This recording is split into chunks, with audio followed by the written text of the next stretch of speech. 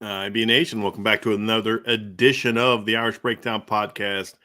That's that dude, Ryan Roberts. I'm Brian Driscoll, and we're glad to be with you today. We're going to talk Notre Dame football. And Ryan, we were kind of on this little thing where we are kind of going through position by position and breaking things down, and we'll get back to that. But we've kind of found on the message board and on Twitter and other conversations that all people really want to talk about right now is the offensive coordinator position. So we're not going to talk about it every day this week, but I figured the first day where we're actually doing a football show, not a recruiting show, it'd be good to talk about it. And we'll dive into the latest rumors that we're hearing, and we'll dispel the ones that we know can be dispelled. And throw another warning out that by a lot of people will not be heeded, but we'll do it anyway. And then just kind of dive into some candidates that you and I are continue to do some digging and talking to sources, but also breaking down film and just some couple other guys that we really like to add to some of the guys that are on the board earlier. To kind of let you all know where we're focusing our attention right now, where our film studies are going, where we're trying to get some sourced information from and just kind of go from there. And then we'll talk about, sort of why this is such an important hire for Marcus Freeman. And I would argue that this is the most important hire he's made yet. More important than any hire he made last year. This is a big, big hire. We'll explain that.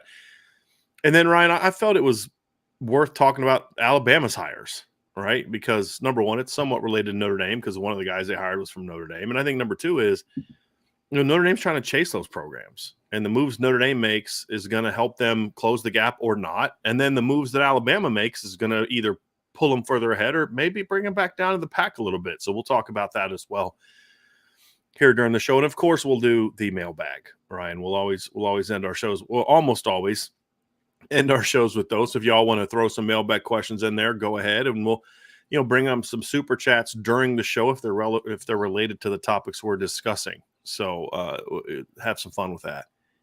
Yes, I want to dive. Ryan, would you like to say something before we dive in? I am just really excited, Brian, because we talked about a bunch of guys over the last few days that are on Notre Dame's radar, or we feel like should be on Notre Dame's radar. You hit me with a couple new names last night that, I feel like this board is continuing to grow. There's a lot of options. And at this point, there's like 5 to 6 guys probably that have had some, at least talk on that side of things that I would be pretty happy with, too ecstatic with if Notre Dame ended up with them. So I think Notre Dame's put together a pretty impressive board for their OC opening right now. Well, the focus on the names we'll discuss today is kind of guys that we like and guys that we're doing some digging on and those type of things. So we'll dive into those names today. And basically the names that we're kind of focusing on right now is really where it comes from. And some of the names, obviously, Brian, we've talked about, Joe Brady is one, Joe Moorhead's another, Andy Ludwig we'll talked about. I think Jared Parker's a guy that is getting a longer look than maybe some Notre Dame fans think, and for good reason, based on some of the conversations that that we've had. So we'll dive into that. I wanted to start off kind of getting into a couple names that have been floated around and some rumors that are out there that we'll address those, Ryan. And the first one is the rumor that came up last night about Byron Leftwich. That's kind of all over the place now. It's I saw Pro Football Talk, which isn't that Mike Florio's site? Yeah, okay. So that's being discussed. Here's what we gathered last night. So we have mentioned Byron Leftwich here before. We did feel that there was at least some interest because where Notre Dame is right now, and here's what y'all have to understand. The process Notre Dame is going through right now is sort of let's look and see who might be interested of a longer list of guys that we might like, or guys that we don't know a lot about, but we like what they're doing and we want to learn more about them to see if there's a fit. And so right now, that is where they are. This notion that there's a leading candidate, a top target, a lot of that stuff, way overblown. We've seen that reported, and that's fine. People can report what they want, but according to our sources, it's way overblown. Marcus Freeman hasn't even established who he's going to be bringing in for interviews just yet. Now, we expect that to happen quickly, but Coach Freeman's doing his due diligence of reaching out to people. And I think that's where some of these rumors are coming from, is there's people reaching out to Notre Dame. There's Notre Dame reaching out to other people. And there's 2 reasons we've tried to warn y'all about getting too fired up about names that get floated out. Okay. Number one, it's because of what we just said. They're talking to a lot of people. Doesn't mean those guys are legitimate candidates or not. Really, there's 3 reasons. Number 2, there's a lot of people trying to make a name for themselves by leaking something out, and they either have bad sourcing or, to be honest with you, they're just kind of making something up in hopes of building up their brand, and maybe they get it right. Not right, but maybe they guess right, or that person ends up in and they can make their name that way, even though they don't really have any sourcing, or they've taken this information from someone else. And then number 3, there's a lot of agents that are doing their jobs right now. And one of those things is, let's just say I have a quarterbacks coach who's in the National Football League, and he'd like to be an offensive coordinator. He'd like a pay raise, the job he has now. And all of a sudden you say, well, look, let's reach out to Notre Dame, or Notre Dame reaches out to us. Let's go ahead and float that. Let's let people know that so we can create some buzz. So I now have leverage when I'm going in my contract negotiations. Even though the conversations may have been, hi, I'm so-and-so. Nice to meet you, so-and-so. I'm Marcus Freeman. We have an opening. Oh, it's great. And you talk for 5 minutes and all of a sudden, well, hey, you know what? My guy's looking at Notre Dame, and, if you really want him, you better act now. Ryan, is that not what's happening right now with a lot of this stuff? Or happens every offseason, man. It's jockeying for the price tag. That's what it is. I mean, or I'm trying to create some recruiting buzz where I'm at. So I reach out to Notre Dame, and then I leak to people that I'm a candidate for the Notre Dame job. And then when I turn it down, it looks like, oh, wow, you turned down a job to Notre Dame, even though you were never offered the job. Right. And so that's why I try to tell people, chill on all the rumors. Okay. And then there's people say, everybody's reporting this. Oh, they can report it all they want. I'm telling you, this is not factual information. So the latest one is the one last night was with Byron Leftwich. And the rumor was basically that he reached out to Notre Dame and that he was a serious candidate for the position. Correct? Now, I don't know who reached out to who, but I do know that Notre Dame and Byron Leftwich had a conversation. As we told y'all, last Friday would probably happen because, again, Marcus Freeman's reaching out to a lot of people in the coaching industry he likes and respects. Here's the thing. Sometimes it's to say, hey, if you're interested, great. If not, I respect you. I know you. We have a relationship. Give me some names of guys that I should be talking to. That's sometimes how these conversations go as well. I'm not saying that was the case with Byron Leftwich, but I'm saying that's why y'all need to chill with some of these so-and-so talk to so-and-so, because sometimes if I'm a head coach, I'm trying to hire somebody, I may be good friends with, ex offensive, so-and-so offensive coordinator at this school or that school or in this NFL team or that NFL team. I'm not actually talking to him because I know he doesn't want the job, but he goes to these clinics. He talks to people. He's had coaches in his office. He's scouted teams. So like let's just say hypothetically, I was interested in, an offensive coordinator at a school in the SEC, hypothetically. I may call my buddy in the NFL who is a scout or an offensive coordinator or who's involved in the draft process or whatever and say, hey, look, you've looked at this school. You've broken down this school's film. Talk to me about what they're doing offensively. And those things happen as well, which is why you see a lot of these rumors going around. So the Byron Leftwich rumor was, did they have a conversation? Yes, there was a conversation. I'm pretty confident in saying that there's a conversation. Was Notre Dame overly interested in Byron Leftwich? Not really. It never got to that point. Is Byron Leftwich interested in Notre Dame? No, not really. It never got to that point. It was an initial conversation, one of many initial conversations they've had. Byron Leftwich wants to be in the NFL, and that's what we gather from our sources. I talked to Sean Davis last night. That's what he's gathering from his sources on the NFL side of things, Ryan. It's what you're hearing on the NFL side of things of your sources. But yet, all of a sudden, it's being reported that Byron Leftwich is the top candidate. He's not. I don't think Byron Leftwich has any interest in coaching in college football. Byron Leftwich wants to be an NFL offensive coordinator. He was this close to getting the head coaching job at the Tampa Bay Buccaneers a year ago. Yep. Right? Going to Notre Dame would be a step back for him. And so it would make no sense career-wise for a guy who's never coached in college. So, Ryan, I just wanted to kind of dispel that rumor right out the gate that there's no legs to that whatsoever.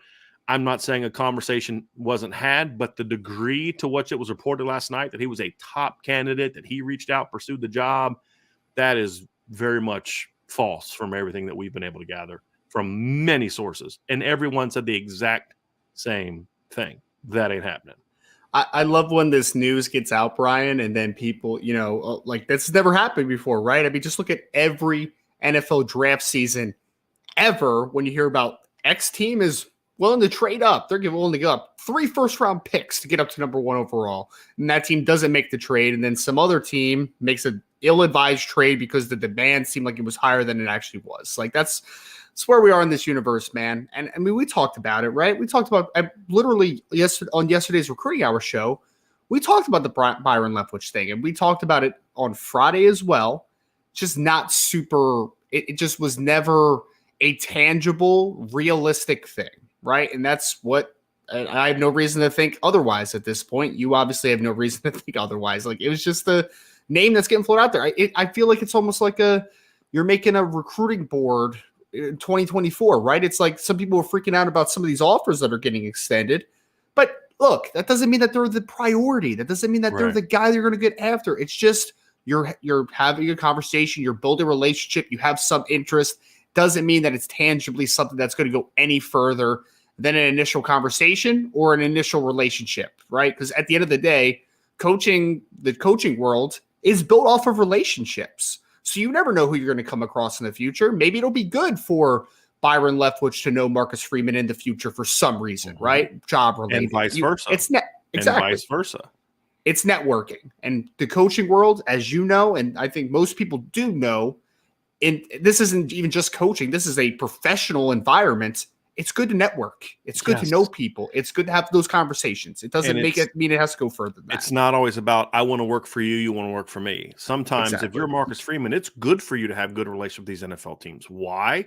Because when you pick up the phone and say, hey, my guy can play, you draft him. And they know you, trust you, there's going to be that. If Harry Hiestand picks up the phone and says, you need to draft Jarrett Patterson no later than what round, there will be an offensive line coach in the NFL to say, hey, do we need to draft so-and-so? Why? Because Harry said so. That's just a fact. I mean, that's partly what the reason Robert Hainsey got drafted where he got drafted by Tampa Bay was because of that Harry Hiestand stamp of approval. And so sometimes it's as simple as, hey, I want to keep that relationship with you. It's going to help my guys. It's going to help you when you're scouting. You're going to know that we have that relationship. If you have an assistant coach that you want to get some grooming, you may call me and say, hey, look, I think this guy would be a good candidate, whatever the case may be. And so it's always good to have those relationships. And so that's kind of where I think a lot of that's going to go. So I don't see that one as being accurate. The other name that was brought up last night, Ryan, in the conversations that you and I had, and that's on the boards, the other rumor that's being thrown out there, and I have no clue where this one came from. The Byron Leftwich one came from 24/7 Sports. So I don't know how that girl got that information, but I don't believe it to be accurate or even close to being accurate. The other one about Brian Johnson, I have no clue where that came from. And somebody said today that it was being discussed on a Philadelphia radio show, like he was going to come in. Maybe that's true, but that's not what my sourcing has said to me to be true at this point in time. And so that would surprise me a little bit. We're still digging on that one, still doing some intel on that one, Ryan. But as of right now, the sources that I have, and I've talked to about 3 or 4 people about this one so far, and it all says the same, that that's not really a name that's on Notre Dame's radar right now. Nor is Brian Johnson someone who's overly interested in coming back to college. Well, because he's interviewing for NFL offensive coordinator jobs, Ryan. That's what I was going to say. Is that so? For people that don't know, he's the quarterback coach right now for the Philadelphia Eagles. He was at the University of Florida under Dan Mullen during that Kyle Trask year, Kyle Pitts year, where they had a really fantastic offense that one year, right? And former Utah quarterback. And he is legitimately a person that is being talked about for NFL offensive coordinator jobs. Like, I'm pretty sure he's had multiple teams request interviews with him. The Ravens are one, I believe. Yeah. I read a rumor about that. Yeah. Yeah. I mean, the whole Philadelphia Eagles coaching staff is going to get a little depleted this offseason. I mean, they're talking to the defensive coordinator. They're talking to the offensive coordinator, Shane Steichen, for from head coaching opportunities. And Brian Johnson is, I think I read today that the Colts are looking for an offensive guy. I guess they've denied people. That's what I read today from a Colts reporter. They've denied people the ability to interview Gus Bradley, their defensive coordinator. Yes. The reason why is they want to keep him on staff. The new coach is going to want to, and I think the report I read is like 4 of the guys that have interviewed have talked about they want to keep Gus Bradley on staff, which means they're most likely going with an offensive guy. And the two, Steichen was one of the 2 that I saw mentioned today as the main guys. I forget who the other guy was, but that was one of the 2 candidates. Yeah, I think if I remember, I think the Colts are the one where Steichen's already interviewed once, and he's coming in for a second interview. So, yeah. I mean, there's serious interest on that entire staff in the entirety. But I mean, again, back to Brian Johnson, he's a person that's being talked about for NFL offensive coordinator jobs, right? So I don't know how likely it is that you take that step back to college, because I think the NFL is his dream as well, and that's just kind of me reading tea leaves a little bit, kind of reading the room to a degree. Like I haven't talked directly to Brian Johnson, obviously, but I think that the fact that he's getting offensive coordinator interviews on the NFL level, and you're not really hearing his name. You're not really hearing his name connected to any other college jobs at all either. Like it's mostly just the NFL side. Great point. And that's something that you need to consider. Why would Notre Dame be the only school that you're hearing that from? Well, either A, it's a BS rumor, or B, if you're an agent, again, it's smart to float Notre Dame as a school that you're looking at. Because number one, what other big OC jobs are open right now in college that's comparable to Notre Dame's? Alabama's is filled. I guess Miami is one, I guess. But but I don't know if that carries the same weight as the Notre Dame job, if Probably we're being not. honest. Plus, there's already reports of who the leading candidate is at Miami, and that's Jason Candle from Toledo, who we believe is someone that Notre Dame is also could potentially show some interest in as well because there's some connections there. I really like Jason Candle, man. I really like Jason Candle. There's a lot of good names that we've looked at. Boy, if they get a guy from this list, and we'll get into this, people asking who we want as the OC. So anyway, Ryan, I wanted to just kind of say that I'm not completely dismissing the Brian Johnson rumor. I'm just saying that the only people that I've talked to that have said that's not a name that they're familiar with or that they're interested in right now. So I don't see that one as being one either at this point in time. So then who are the names? Well, I think Notre Dame right now here's why one thing why I don't put a lot of stock into a lot of these rumors is because the sources that I have, and they're very good sources, they're trying to keep this stuff really tight-lipped because they don't want all these rumors going around. Because here's why they don't want rumors going around. What if for some reason names are floated, and we floated some, right? And we've said these are guys that we like, Joe Brady, Joe Moorhead, and all this. Let's say that they look at those guys and none of them are interested, or they can't afford them, or guys want to stay in their current jobs, whatever the case may be, and then all of a sudden they have to hire somebody else. Now it looks like this huge, wow, this is a big disappointment, right? Plan B, second option.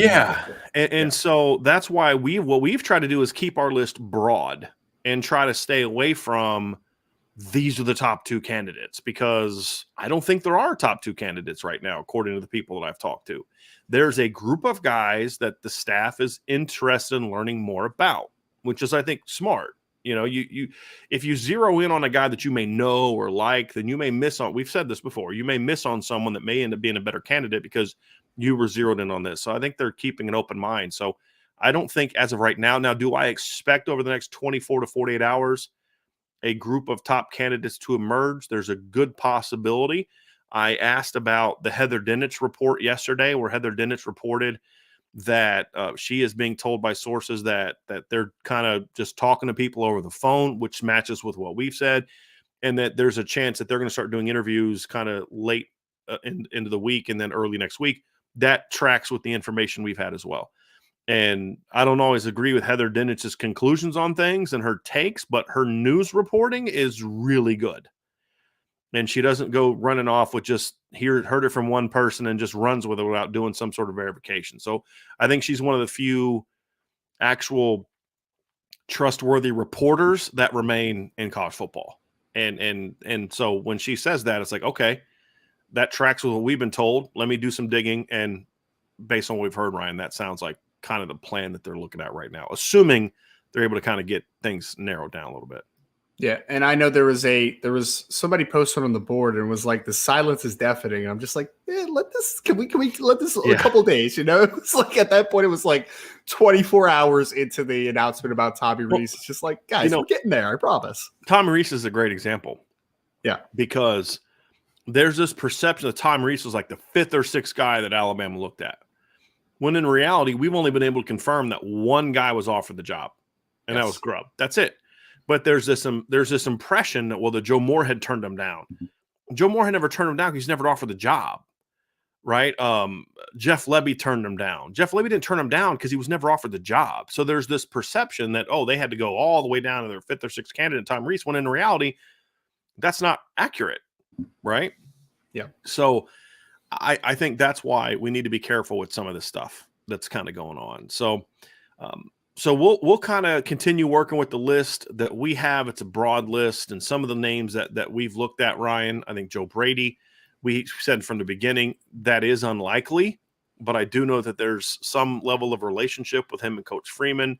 I don't think Joe Brady has any interest in coming back to college, but I do think Notre Dame is a job that he'd at least listen to, right? Sure. Joe Moorhead, same thing. I don't think Joe Moorhead's looking to leave Akron, but there's certain jobs that he would listen to, and obviously Notre Dame would be one of those jobs. He honestly should have got the job in 2019 when they fired Chip Long for the 2020 season. I mean, the three candidates were Todd Monken, Joe Moorhead, and Tommy Rees, and Brian Kelly chose Tommy Rees, which, yeah, I didn't know Todd Monken was in that yeah, because conversation. Todd Monken and Brian Kelly had worked together before, and yeah. Andy Ludwig from Utah is a name that I think is very intriguing. Jared Parker, who is the tight ends coach at Notre Dame, and I have some interesting theories on Jared Parker, and one of them is there's a fear with some of the assistants or some of the potential OCs that the guy would come and use the job to kind of springboard himself to something bigger in a couple of years, and I don't think that's necessarily as bad of a proposition as other people think it is, because I do think there's a possibility of, if that were to happen by that point in time, if the offense builds the way you expect it to build, you're going to want to promote from within, and that's the direction that they would go, would be Jared Parker. And Ryan, we don't know Jared Parker really well. I've talked to him very briefly, walking by at places. No real conversation. I have no relationship with him, so I can't tell you firsthand what his football mind is like. Hopefully I get to learn that someday. But talking to different people, he's a very sharp mind. This includes people I talked to at West Virginia who said, this guy's really sharp. The problem is he's forced to run Neil Brown's offense.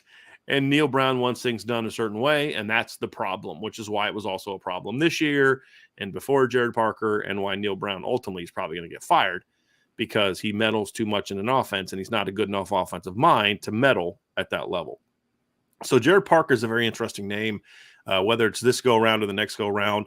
Another one that I kind of have my eye on, Ryan, is Sean Lewis, the offensive coordinator at Colorado. And then another name that very much intrigues me, a guy that I wouldn't have probably brought up a year ago, but I just continue to be impressed by the job he's done at Kansas State, and that's Colin Klein, who was a quarterback's coach in OC this year. So we already broke down Brady, Moorhead, Ludwig, and Jared Parker. I want to talk a little bit about, Ryan, about why we're talking about Klein and Lewis and what we like about them and what we don't. And because I think the list is a little bit different. So let's begin, Ryan, with Colin Klein, the offensive coordinator at Kansas State. Notre Dame fans who are above the age of probably 18 probably know who Colin Klein is, because he was a quarterback at Kansas State back in 2012 when Kansas State had a chance to play for the national championship against Notre Dame. And if you go back to that season, they had a loss to Baylor in the last game of the regular season. They lost on the road to Baylor. If they beat Baylor that game, they ended up beating Texas convincingly in the Big 12 title game. Notre Dame would have played Kansas State for the national title. And so Gideon Rosa said, I know who Klein is, and I'm 19. Exactly. Anyone over the age of 18 knows who Colin Klein is. But he's an interesting guy, Ryan, because he's only ever coached right now, like so far, basically, he's only ever coached at Kansas State, I believe. I think he spent like a year at like a high school. I could be correct. No, he spent a year as the quarterback's coach at Northern Iowa, which came after he was a quality control guy, GA at Kansas State for 2 years. And then 17, he was the quarterback's coach, and 18, he was the co-offensive coordinator, quarterback's coach. 19 to 21, he was the quarterback's coach, and then 22, he was the OC quarterback's coach. So he has a quarterback who started a playoff game this year, Ryan. Yeah, and Skylar Thompson. Yeah, and, he does. Yeah. I mean, I think he's done a nice job over the last 2 years, Brian. Now that you say he was at Northern Iowa, I actually have a connect to Northern Iowa. I could probably get a little bit of background information on him, a little bit of personality stuff, if nothing else. But Look, and I'll be transparent. We talked about this before the show, even a little bit, Brian. Like, so for people that don't remember Colin Klein as a quarterback, he was a big physical running quarterback, right? Like, ran a lot of quarterback power, a lot of read stuff. He wasn't the best passer of all times. Yeah. And I think that the offense that Kansas State runs now is pretty similar to what they ran back then. And I think you saw that with, I mean, Skylar Thompson, it was a little bit different, but now that he had Adrian Martinez this year, a lot of that quarterback run game was back and implemented in the offense, right? And I'll be very honest and very transparent about this. During this season, I had very mixed opinions on Colin Klein because I felt the offense is very gimmicky. Right? And I that's what Adrian Martinez is not a great passer of the football. You're talking about this year, their offense was gimmicky? Early in the beginning of the year, I thought that the offense was very gimmicky. I thought it was reminiscent of what Colin Klein was at Kansas State, which isn't a bad thing. You can win with that. It needed to be, because he wasn't going to sit back and rip you up as a quarterback, correct? That's the point. It's out of necessity. And you saw out of necessity, that's a similar pathway that they took with Adrian Martinez. It's not a bad thing necessarily, but I question, what is the high impact from a passing game perspective that you can have with Colin Klein as an offense coordinator? I don't know that question, right? Even Skylar Thompson was a good quarterback, but he wasn't like a let's open things up and let's kill you outside, right? I will say this. I have said this before, Ryan. If Skylar Thompson doesn't get hurt in 2 different seasons under Chris Kleiman, they're really good, because they were such a different offense when he was in the game, and they just didn't have the depth at quarterback in those years to be successful when he got hurt. Yeah. That changed this year. Sure. So I'm saying that to set you up and get you back on track on this. No doubt. So I had a preconceived, not a preconceived, I had a notion of what Colin Klein was as an offensive coordinator. And at the end of the season, though, close to the end of the season, Adrian Martinez gets banged up. Will Howard has to come in. And for people that don't know Will Howard, he's more 6'5", 240 plus traditional quarterback. He's a bigger guy. Needs to play in the pocket a little bit more than Adrian Martinez. The offense shifted.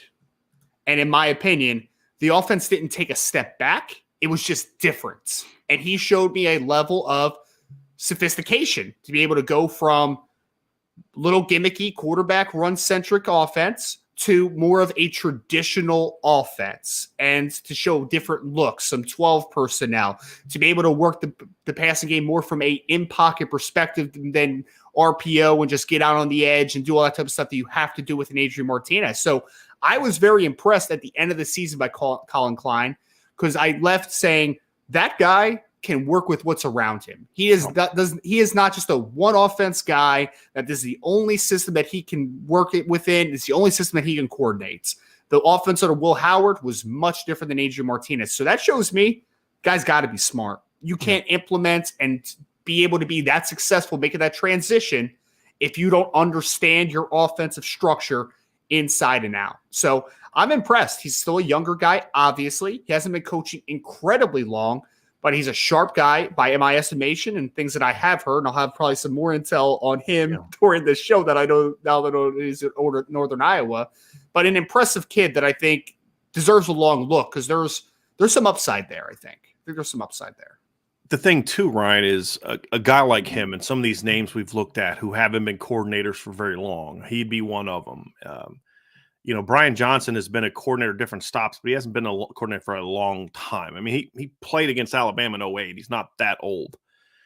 And you're joining a staff with a Jared Parker, who has coordinator experience, with a veteran like Dylan McCullough, with a veteran like Harry Heastand. So you don't necessarily have to be the world's oldest coach and most veteran guy. That doesn't mean I love Andy Ludwig. You know my stance on that one, Ryan. I'd be all about Andy Ludwig. But maybe Andy Ludwig at 58 years old, he's got a pretty good gig out there at Utah. Maybe he's not interested. I don't know. We'll find out over the next few days. But to me, the staff is built to where you have a little bit more kind of leeway on that, in my opinion. And so when I look at Colin Klein, I mean, I wrote an article yesterday that we're going to address here in a little bit, Ryan, where I talked about sort of the 5 traits that a coordinator has to have. And one of them was he's got to be adaptable. He's got to be able to adapt. And part of that is year to year and things like that. But the point I made is like you're going to you're going to have years where, Ryan, where you're looking at it and you have an injury at quarterback, and your next guy is not just a plug and play guy into your system. You go from a Sam Hartman to a Tyler Buckner. You go from an Adrian Martinez to a Will Howard. You've got to be able to adapt. And especially with the way Notre Dame's offense is, where you lose a starter and you can't just plug and play your next guy. That happens to a lot of people. That's one thing he did a great job of this year. And a matter of fact, the quarterback who he had the best success with was the guy who's not like him as a player, to your point, which is Will Howard. And when you look at the success they had with Will Howard as the starting quarterback, he started. Let me pull up these numbers again here real quick. He started basically 6 games this year. They went 5-1 in those games. The only loss was to Alabama. He came off the bench against TCU in a game they lost, but the next week they beat. He was the quarterback when they beat Oklahoma State 48-0. Threw for 296 yards, 4 touchdowns. He did not play the next week against Texas. Adrian Martinez did. They lost that game 34-27. Then he was back in the starting lineup. They beat Baylor 31-3. He played incredibly well that game. That was one of the worst predictions I had all year. I had Baylor winning that game at home, and they got destroyed. Then they went on the road and beat West Virginia convincingly. He completed over 70% of his passes in both of those games. They beat Kansas at home in a blowout. Then they beat TCU. He was the starting quarterback against TCU in the conference championship game, had some big throws in that game, and Deuce Vaughn was great in that game. And then, of course, he started in the game against Alabama. So in basically 6 starts, he threw 13 touchdown passes in 6 starts. And the stat that really got me, Ryan, was if you look at their stats and you say, boy, their quarterback was their second leading rusher behind Deuce Vaughn. Adrian Martinez had 627 yards and 10 touchdowns. So clearly, as to your point, the numbers back up what you argued, that when he was in the game, they had a very quarterback run-oriented offense. Will Howard, who started just 1 fewer game than Adrian Martinez, 2 fewer games, only had 22 rushing yards this year. That's it. So clearly the run game changed and the emphasis of the offense changed. Statistically, it shows it as well. And so to me, those were stats that I found to be very impressive. Now, Will Howard has run a little bit more in the past, but he's not that kind of runner. And so to me, and look, Ryan, let's be real about it. Will Howard's not some redshirt freshman that's never played before. I think he was a senior. This is his 4th year of college this year, right? So he's not an NFL prospect. He's not some big time kid. He's just an okay Big 12 quarterback that he got a lot of success from. And so he's shown that he likes quarterbacks that can run, but he also doesn't need a quarterback to run. And I think that's important for me. And the other thing too is I always love Skylar. And I've talked about Skylar Thompson on the show before. In his 2 years as a starter in 2021, he averaged 9.1 yards per attempt, and in 2020, 9.8 yards per attempt. So there's some efficiency and some big play aspects of that pass game. So he's definitely a name, Ryan, that I look at and say that's an intriguing one for me that I've got my eye on for now and maybe down the road. People say, well, why would he leave Notre Dame? I mean, why would he leave Kansas State for Notre Dame? He's a Kansas State lifer. And I would say, well, so was Tommy Rees. So when a school like that kind of steps up and says, hey, we're interested, you listen. And I think that's what I think could happen should Notre Dame go down that path at this point in time. That's my thoughts on that one, Ryan. It's intriguing. He is very intriguing. I think that the conversation that would happen for me is he ready this time around? And that'd be my only thing, right? Like we talked about, there is a lack of experience with a couple of guys on the list. And I mean, Colin Klein does fit into that from a coaching perspective. You know that he's a very sharp guy. You know that he's had pretty good level of success during his stint as an offensive coordinator at Kansas State.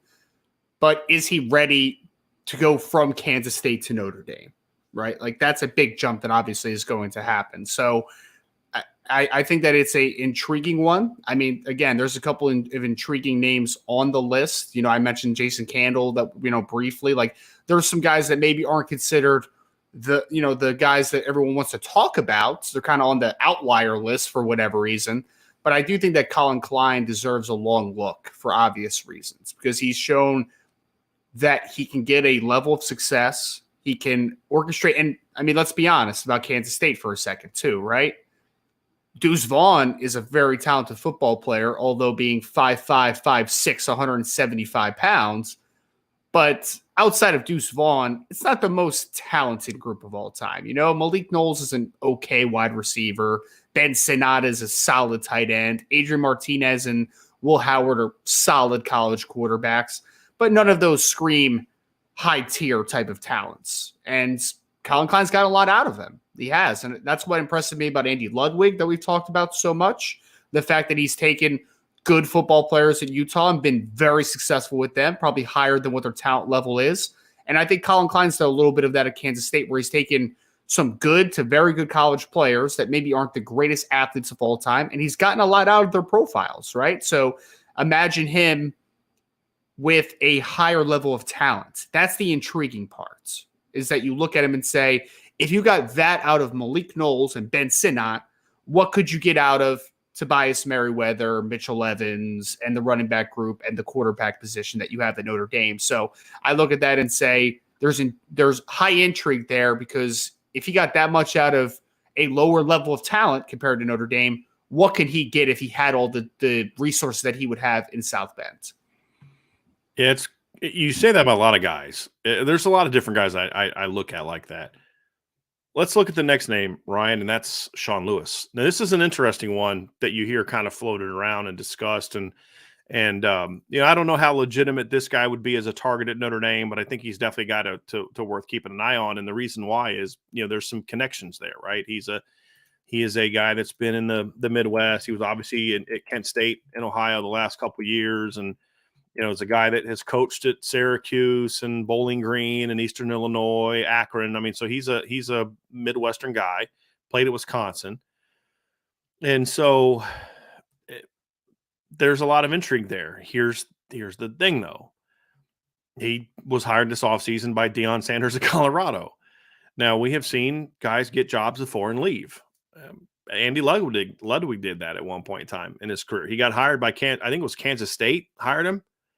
And then before he started at Kansas State, Jeff Tedford hired him away to go to Cal. So we've seen it before. Doesn't happen. And so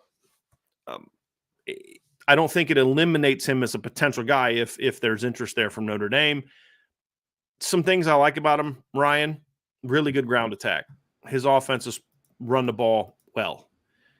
You look at this, even this year when the offense largely struggled, they still averaged over 200 rushing yards a game this year, 202.8 to be exact. Last year, they were 248.8, and they had three different guys, including their quarterback, go for over 700 yards. 2020, they were 283. That was the year they averaged 49.8 yards per game. But I always tell people, whenever they tell me he had an offense that averaged over 40 points a game, I always ask, do you know how many games he coached that year? And the answer is usually no. And the answer is 4, because the MAC only played 4 games that year. So it has to be taken a little bit with a grain of salt. 2019, they were under 30 points again. But as I said, they were still good at running the ball. That's when they were starting to build it, 186.7. And then his first year rushing, they were 171.7. Now, the year before he got there, they were 152.5. The year before that, they were 167.5. The year before that, they were 132.8. And the year before that, they were 81.8. So the reason I point that out is they were significantly better running the football since he took over. And that can't be ignored. And that's obviously something that this is the reason I wanted to bring him up, Ryan, because Marcus Freeman wants someone that can run the football. Yeah, no doubt. And Sean Lewis's offense is with, let's be honest, not a lot of talent in the positions where you need talent to be really good at running the football. They have MAC level players, and they're a mediocre MAC team. 5-7 this year, 7-7 the year before. So, but he can run the ball.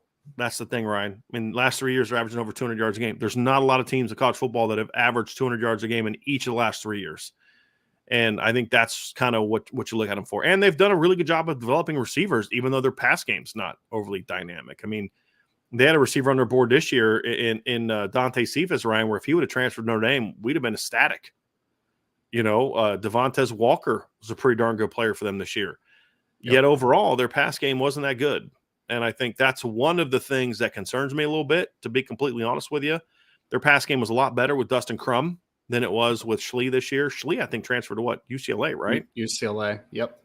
And, like I said, it was a lot better with Dustin Crum. They averaged 218.9 yards in 2019. He had 24 touchdowns, 2 picks is what they had offensively. The next year, again, COVID year, in only 4 games, 14 touchdowns, 2 picks.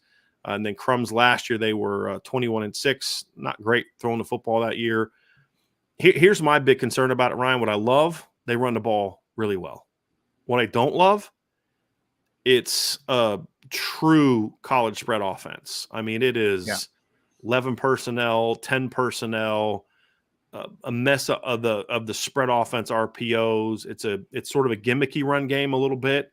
It's a very quarterback dependent run game, and I don't know that that's the direction that I'd want Notre Dame to go in that regard. So there's some things I like and some things I don't like. The thing I'd like is they're really good running the ball. They do. He has some, like you'd brought this up, Ryan. He does some really intriguing stuff in the pass game, from that spread stuff. Well, and I would say, I think the note that you made on Dustin Crum was not an incredibly talented kid. He was a gutsy kid, and he got a lot out of his talent, in my opinion, right? And that's not even just running the football. I don't think he was a very natural passer either. So I think that he did get a lot out of what Dustin Crum could do from a talent perspective. And you mentioned, obviously, they've developed pretty good wide receivers at Kent State. I mean, Cephas is at Penn State now. The Walker kid is expected to be one of the top pass catchers for Drake May in North Carolina next year. So I think that there's been some good development of individual players. I don't think that his offenses were ever consistently very good, because I just don't think that I don't think they were good enough across the board consistently. Like, I just think that they lack that. I will say that people that I've talked to about Sean Lewis in the past, not even specifically about Notre Dame or specifically about his move this offseason to Colorado, he is a well-respected coach from a mind perspective. But I have the similar concerns over quarterback-centric offense from a running perspective, right? I mean, Dustin Crum was a very instrumental part of the running game the 2 previous years, or actually 3 previous years before Colin Schlee took over this year. That worries me. And we just talked about, if it's Colin Klein from Kansas State, that's a little bit of a jump up, right? A good Big 12 team jumping up to being the offensive coordinator at Notre Dame. Well, jumping from the MAC is a pretty massive leap, man. I mean, we're also talking about a not great MAC team, right? I mean, because people are going to say, well, you talked about Jason Candle. Yeah, Jason Candle's also been a much more successful head coach in the MAC than what Sean Lewis has been at Kent State. So I think that there's a little bit of a different parallel in regards to that conversation, but I have too many concerns about it. I like some of what he does. I like the things I hear about him. But I think when you talk about that jump up and the offense that he is kind of specialized in during his time at Kent State, just worries me too much. I think he's going to do a good job at Colorado in the Pac-12, which is a little more spread open and a little more wide receiver centric, right? I don't think that that's going to be the game that Notre Dame is going to win at its best ability with. And so I just don't really think that it makes much sense, in my opinion. I will say this as a counter to what you and I have both just said. So this isn't a pushback against you. What have we always said? Good coaches do what they need to do at a place that they're at to win.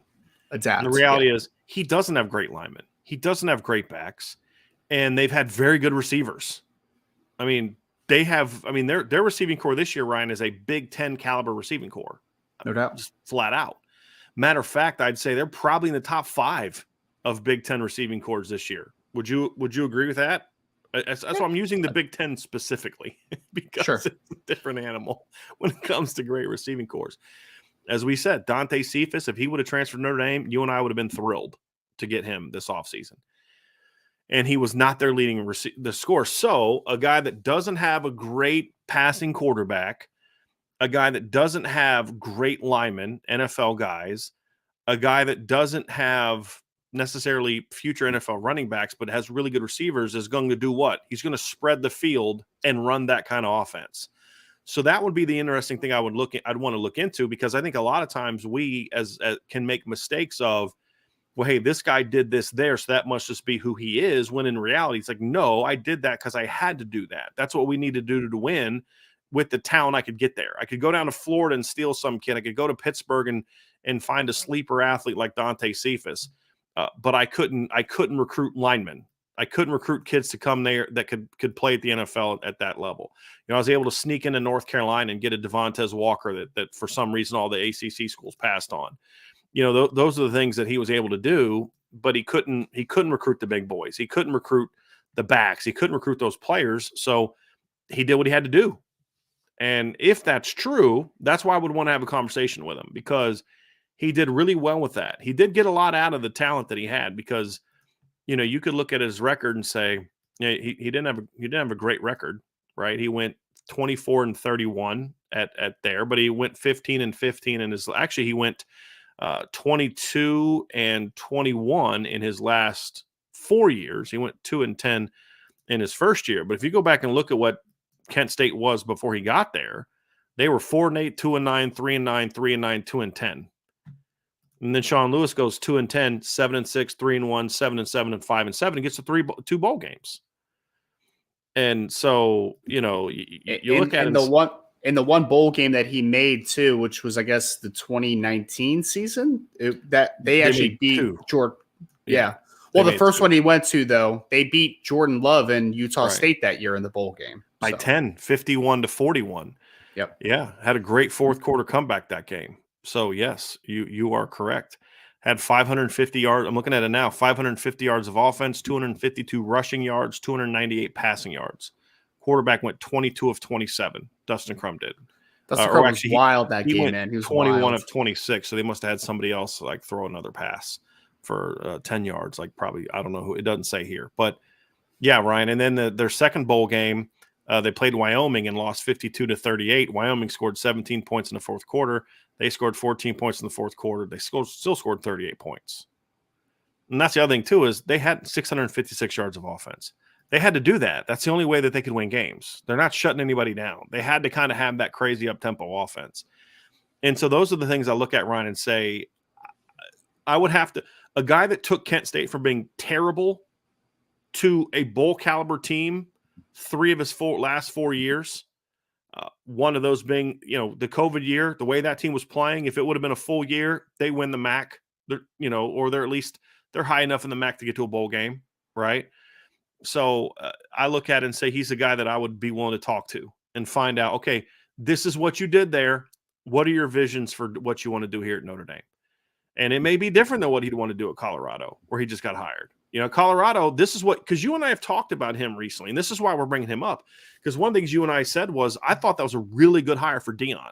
You have to run that kind of offense to have success early there. You have to run sort of a gimmicky run game, a lot of RPOs, a lot of read zone, because I can go get some athletic quarterback who can't throw the ball super well. There's a lot of those. But if you find those with the right coach, you can all of a sudden kind of get decent early on. Because it's a lot easier to find skill players, 3-star skill players that people overlook than it is to go find a 6'6", 220-pound mauler at right tackle, right? It's just you got to be smart about it. And so that was a great hire for Deion. I don't know that I would want him to come to Notre Dame and do the things here that he did there. That would be my concern, Ryan. Sure. And that's the things I want to find out. You know, he's coached with Dino Babers. That's why I think part of me believes that's who he is, because he coached with Dino Babers he was with Dino at Eastern Illinois. He was Dino. I know the guy. He was with Coach Babers at Eastern Illinois. He was with Coach Babers at Bowling Green. He was Coach Babers at Syracuse before he got the Kent State head coaching job. So he's been an offensive coordinator before, and he comes from that Dino Babers school of football, which is not something that I think fits at Notre Dame, in my opinion. Super spread, up tempo, get the ball out. Yeah. So I mean, again, I'm not going to sit here and say I know 100% who Sean Lewis is and what he believes in, right? But you read the tea leaves, you read the room, and that's kind of what everything points to. Would I have the conversation with him? To your point, Brian? Yeah. It doesn't hurt to have a conversation, right? Because you have a conversation with the guy doesn't mean that he's getting offered a job, right? I mean, so Right. yeah, Sean, tell me what. Sorry, I called him Sean too. Coach Lewis, tell me what you want to do at Notre Dame. What you would do at Notre Dame. What is your vision for the offense? Yeah. Judging by the film that you've seen, what you briefly you've seen of Notre Dame, what do you think are the strengths, and how can you take it to the next level? Tell me. And if he has a great answer, maybe you have a formal interview and you have a deeper dive into his background and him from a personal perspective. But again, an initial conversation does not mean that it is the end all be all. It just means that it's an initial conversation. Because he's a good offensive mind. Yes. And like I said, there are things that I did at certain schools that I wouldn't have done at others. And because that's not the talent we had. And that's something I'd be very curious about. But some coaches are like, this is what I do, and I'm going to do this wherever I go. One thing that I do find interesting is they run the ball a lot differently than Dino Babers did most of his career. And he's done that from day one. Yeah. And so that's something I find very interesting. Last year Syracuse ran the ball very well, but that was really the only year. It was very weird. In 21, they averaged 213.5 rushing yards per game. This year they were at 143.2, and the year before that they were at 92. That's it. And then in year before 154, the year before that 200. They've been a very weird rushing team. And this year was really weird because I actually just watched the Syracuse game yesterday or the day before just to look back at some film. Sean Tucker was really good, man. And they did not treat him like he was really good this year for some reason. In 2 of his 3 years, they did not use him well.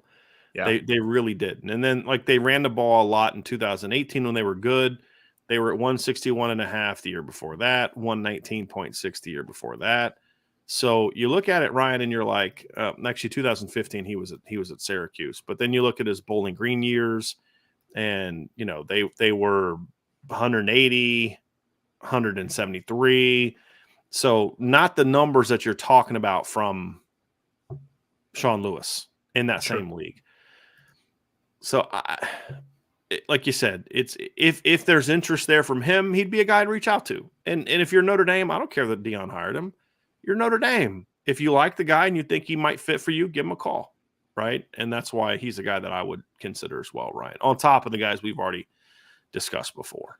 There's this weird stigma about Colorado and Dion right now that Notre Dame just needs to back away from whoever they're recruiting, right? Whoever they're talking to. But I agree with you. Again, if there's a fit that makes sense and you want to explore it, there's nothing wrong with that, right? Yeah. And I think I want to continue to reiterate that there's going to be several coaches that Notre Dame is going to talk to, in my opinion, that are not going to go much further than an initial conversation. So, and because it's not just a Notre Dame thing, that happens for most job openings, right? Rarely does a team hire the one guy that they targeted, the one guy they talked to. If they do that, it's probably a little misguided, if we're being completely honest, right? So I think Notre Dame's going to do their due diligence. If Sean Lewis is a part of the conversation, we'll see what happens with it. Would obviously not be my priority, would not be on the top of my list, just judging by everything I know. But maybe there's something behind the scenes that I don't know right now, because there is information that obviously I do not know. So we'll see what happens with it. Yep. I just got word from another source of mine that's very tied into this, and I asked about the rumor about Brian Johnson interviewing after the Super Bowl, and I was flat out told that's not true. So just reporting what I'm told, folks, so you can take that however you want to take that. So that's kind of where we're at. So, Ryan, why does this all matter? This all matters because Notre Dame, I really believe, and this is sort of my thoughts on Tommy Rees. Did Tommy Rees do a job the last 3 years where you look and say, boy, that guy, I guarantee you is going to be phenomenal in 2023? No. When we thought he was coming back, that was exactly the argument we said. I don't know what he's going to be next year, but he's shown me enough flashes to say if he can put it all together, boy, this team's got a chance to be really, really good next year. And that's still true. And that's why this hire is so important, Ryan. It's such an incredibly important hire because, and that's why I want to be careful with who you do bring in, because I don't want a guy that's going to need 3 years to kind of get up and running. You need a guy that can come in and work with this team now. and work with this coaching staff now, because I truly believe, look, people are going to think I'm nuts for saying this, but I said this before, and as I've dug into Alabama's roster, I still believe this. I think, I don't know if you necessarily agree with this, but I would not trade Alabama's offensive roster right now for Notre Dame's. I just wouldn't. Defensively, there's some trades I'd want to make, buddy. Believe that. There's some trades I'd want to make, especially on the defensive line. Offensively, there aren't many, if any at all. I wouldn't trade their quarterback room for Notre Dame's right now. I wouldn't trade their running back room for Notre Dame's right now. I wouldn't trade their tight end room for Notre Dame's right now, and I wouldn't trade their offensive line for Notre Dame's right now. The only conversation we'd have is receiver, and even then, I don't know if I would trade them for who they have. So, I like, for example, the incoming freshman class. I'm not taking Alabama's group over this one. I'm not. So that's just kind of where I'm at. I feel like this is a good situation. There's a lot of talent there, but the talent is not productive right now. And that's why this coaching hire is so important. They need someone that can come in with what you and I believe to be an outstanding offensive coaching staff. One of the best in the business at running back in Dylan McCullough, one of the best in the business on the offensive line in Harry Heastan. The ability to get Michael Mayer to improve as a player throughout this season and to deal with 3 major injuries along the offensive line for Jared Parker this year, for Chancey Stuckey to take that receiving core that couldn't even do the basic fundamental things, and to get them to play better and better and better, and then to buy in. You got receivers to buy into the fact you won't be throwing the ball much. Sure. It's not an easy thing to do. This is a really good staff, I believe. And they just need that right guy in charge to say, hey, let's point this thing in the right direction. And so I think that's why some of the coaching hires concern me a little bit, because there would be a philosophical shift that I don't know if I'm ready to make right now. And that's why the Joe Moorheads, the Andy Ludwigs, the guys like that, are, even Joe Brady to a degree, I think would be a pretty smooth transition into kind of what they're doing. I would imagine he would adopt, because he didn't come in and change the run game at LSU. That's just what they did. He would adapt to what they already do. And so that's why guys like that interest me. It's partly why Colin Klein interests me, to be honest with you, Ryan, because I think he would be able to adjust really well to what Notre Dame does, because there's things that he does that Notre Dame didn't do that you and I felt they should have done, like RPOs, for example, spreading the field to open up the run game. Those are all things that you and I believe that they should be doing more of. And so that's it. It's a very important hire, Ryan. It's an incredibly important hire. And that's why, we're doing so much dang work right now trying to really find out, what these guys can do and what they're capable of. And I'll be honest, I don't know if they're going to make a good hire, but as I look at the list of guys we've talked about, there's a lot of good candidates on there. And that's why we've tried to stay away from, that's the guy that I want, which I did last time because it was a small list. It was Moorhead. Monken was on the list, but he was unlikely. And then Tommy Reese. And I was like, there's a no-brainer of the guys on the board. That's the way they should have gone. It was Joe Moorhead. Now it's like, yeah, I love Joe Moorhead, but I also like Andy Ludwig. I like Joe Brady. I'm very intrigued by Colin Klein. I'm very intrigued by Jared Parker, whether it be now or sometime down the road. I'm very intrigued by, even to a degree, by Sean Lewis. I'm very intrigued by Jason Candle. There's a lot of guys that I'm intrigued by, Ryan, because there's a lot of good candidates that I think would fit really well with what Notre Dame is trying to do, in my opinion. And it's going to be interesting because you mentioned the offensive staff at Notre Dame. Because I talked about this yesterday, and I think we talked about it on Friday as well.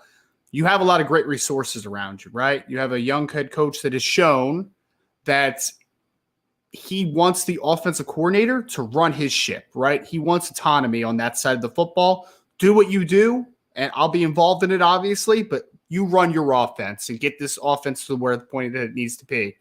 You mentioned the great offensive line coach. You mentioned Dylan McCullough as a running back coach. You've mentioned an up-and-coming really good coach, in my opinion, in Chancey Stuckey at wide receiver. You mentioned Jared Parker. That's a great staff to fit into. The one worry I have about it, because I agree that it could be a very smooth transition, but you also need those guys to buy in, right? I mean, Harry Heastan is a very particular guy, right? You need him to buy in. You do. You have Dylan McCullough and Chancey Stuckey, who are pretty big personalities, right? You need those guys to buy in to structurally what an offensive coordinator needs to do. So Notre Dame needs to hit this one because, Brian, I think that we both agree on this. I don't think Notre Dame's that far away from a national championship. I don't. I think that they're in their window. It's coming up right soon here, in my opinion. And if that is true, and if they believe that the way that we think that they believe it, you need to hit this run out of the park because there's not a lack of offensive talent, right? This is a situation where it should be a seamless transition, but you also need not only the players to buy in, you need the coaching staff to buy in as well, because there's some big personalities and there's some great coaches that have been there, done that, and they expect a certain standard, right? So I think it's a big thing, not only for the just consistency and the upside of what the offense can be from a production level, but also the cohesiveness of how this offensive staff can fit together. It's important. And I like that there's so many names on the board. Because for me, Marcus Freeman and the rest of the staff, they're getting options for themselves, right? They're doing their due diligence and understanding who is a good fit, not just running a great offense. That's a part of the job, right? But who can recruit at a high level, who can fit this culture at a high level, who can develop these players at a high level. All those things are necessities at Notre Dame. And I think that getting aboard the way Notre Dame is right now, I feel confident personally that they'll get the guy they need to get. Will it ultimately happen? We'll see, and we'll evaluate it from there. But I think that they're putting the resources and the names on the list to get to that point right now. That's what's going to make it interesting, Ryan. Now, here's the thing here's what I wrote yesterday, and I wanted to get your thoughts on. So I wrote an article at Irish Breakdown yesterday. I'm going to put it in the chat for those who maybe didn't read it. But what it really boils down to is the things that I think are important for the next hire. And I think Monken, to me, at Georgia showed that there's a right way to do this. And what Monken did, and I've had this confirmed with Georgia people as I was preparing this article to see if my perception is what was believed by the people covering Georgia. When you go back and look at what Monken did, he started very basic. Like just, hey, we're going to teach these kids how to line up, how to run routes, how to tackle, or how to block, how to just do the basic things. And then as they master that, then we will add more and more volume of offense onto that. And there's still creativity, but it was like, look, he understands there's a breaking point that you can go past, that you're putting too much on their plates where then they're not playing as fast, they're not playing as sound, they're not playing as sharp and as fundamentally sound. Georgia's not an overly complex team. They're a creative team offensive. They're not overly complex, but those, and I said this a few weeks ago, the thing I like about Monken, and when you watch that team, and I don't think Georgia's getting enough credit for, Georgia has a lot of future high NFL draft picks on their team. Most of them play defense. But they were dominated this year more by their offense than their defense. Their offense was their best unit for a good chunk of the season this year, with Stetson Bennett at quarterback, Lad McConkey is their leading receiver.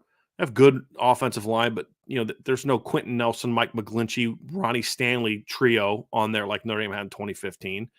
Kenny McIntosh isn't a big-time running back.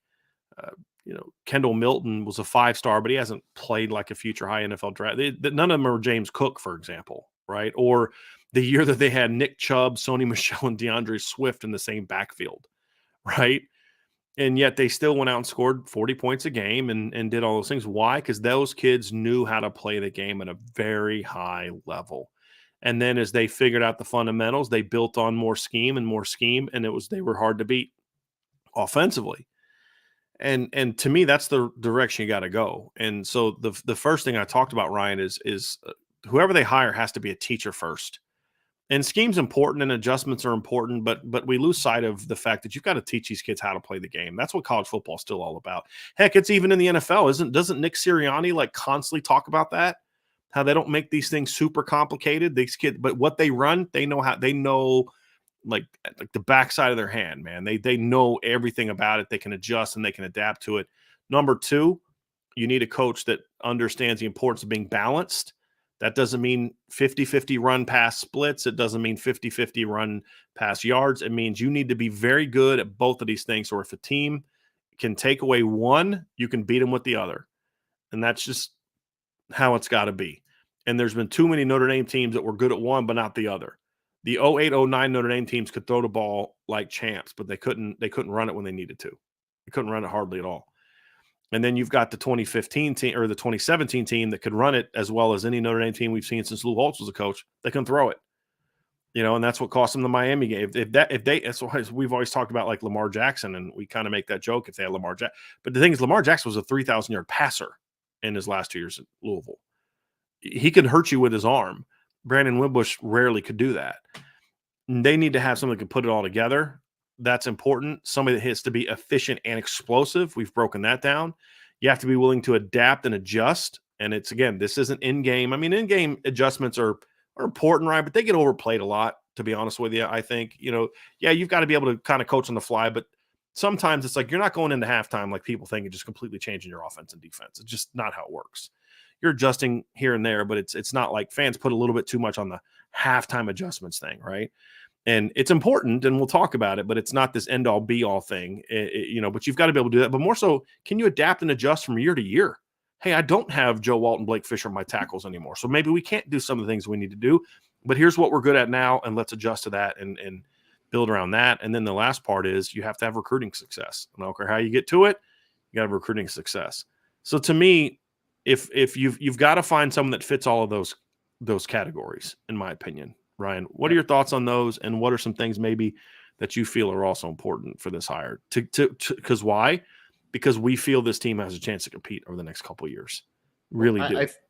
I think the main thing for me is that I need an offensive coordinator that can adequately assess where his team is at from a talent perspective and be able to build around the strengths of a roster. That's like the biggest thing for me. And that's not even as much, I don't think that's even individual to just the Notre Dame team, right? Like, I think that for me, that's just kind of that's a broad kind of baseline of what I need from an offensive coordinator or defense coordinator, just a coach in general, right? You need to be able to evaluate where are the strengths, who are the players that I can lean on, or maybe are the spots that might be a little bit of a troubling area that I need to develop and continue to get better at, right? And because I think that, when we talked about Colin Klein, the ability that he had for me to go from running quarterback to not a mobile quarterback that's more of a pocket passer, that stuff we laud it every time it happens, right? Like, wow, what a great job there. But to be a high-level program, you need those types of coaches, right? Like it shouldn't be like a wow moment. Like, wow, he understands that Chris Tyree should not be running duo a million times a game. Wow, who would have thought? Like, that's insane, right? You need those types of coaches. You do. And I think that whoever the coach is, to be able to read the room and understand what you need to be successful and able to get to this level. That's like the main takeaway that I have on this, And I talk a lot about the recruiting side of things, obviously, because it's literally my job, right? And it's important.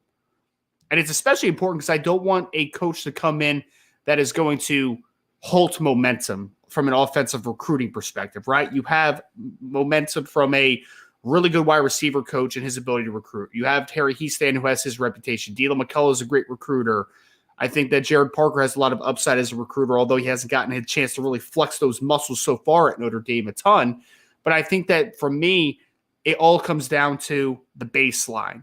Can you take what the roster says you can be, and can you get to that potential, right? It doesn't take a genius for me to look at Joe Walt and Blake Fisher and be like, I could probably have some success working the edges, right? I could probably do that.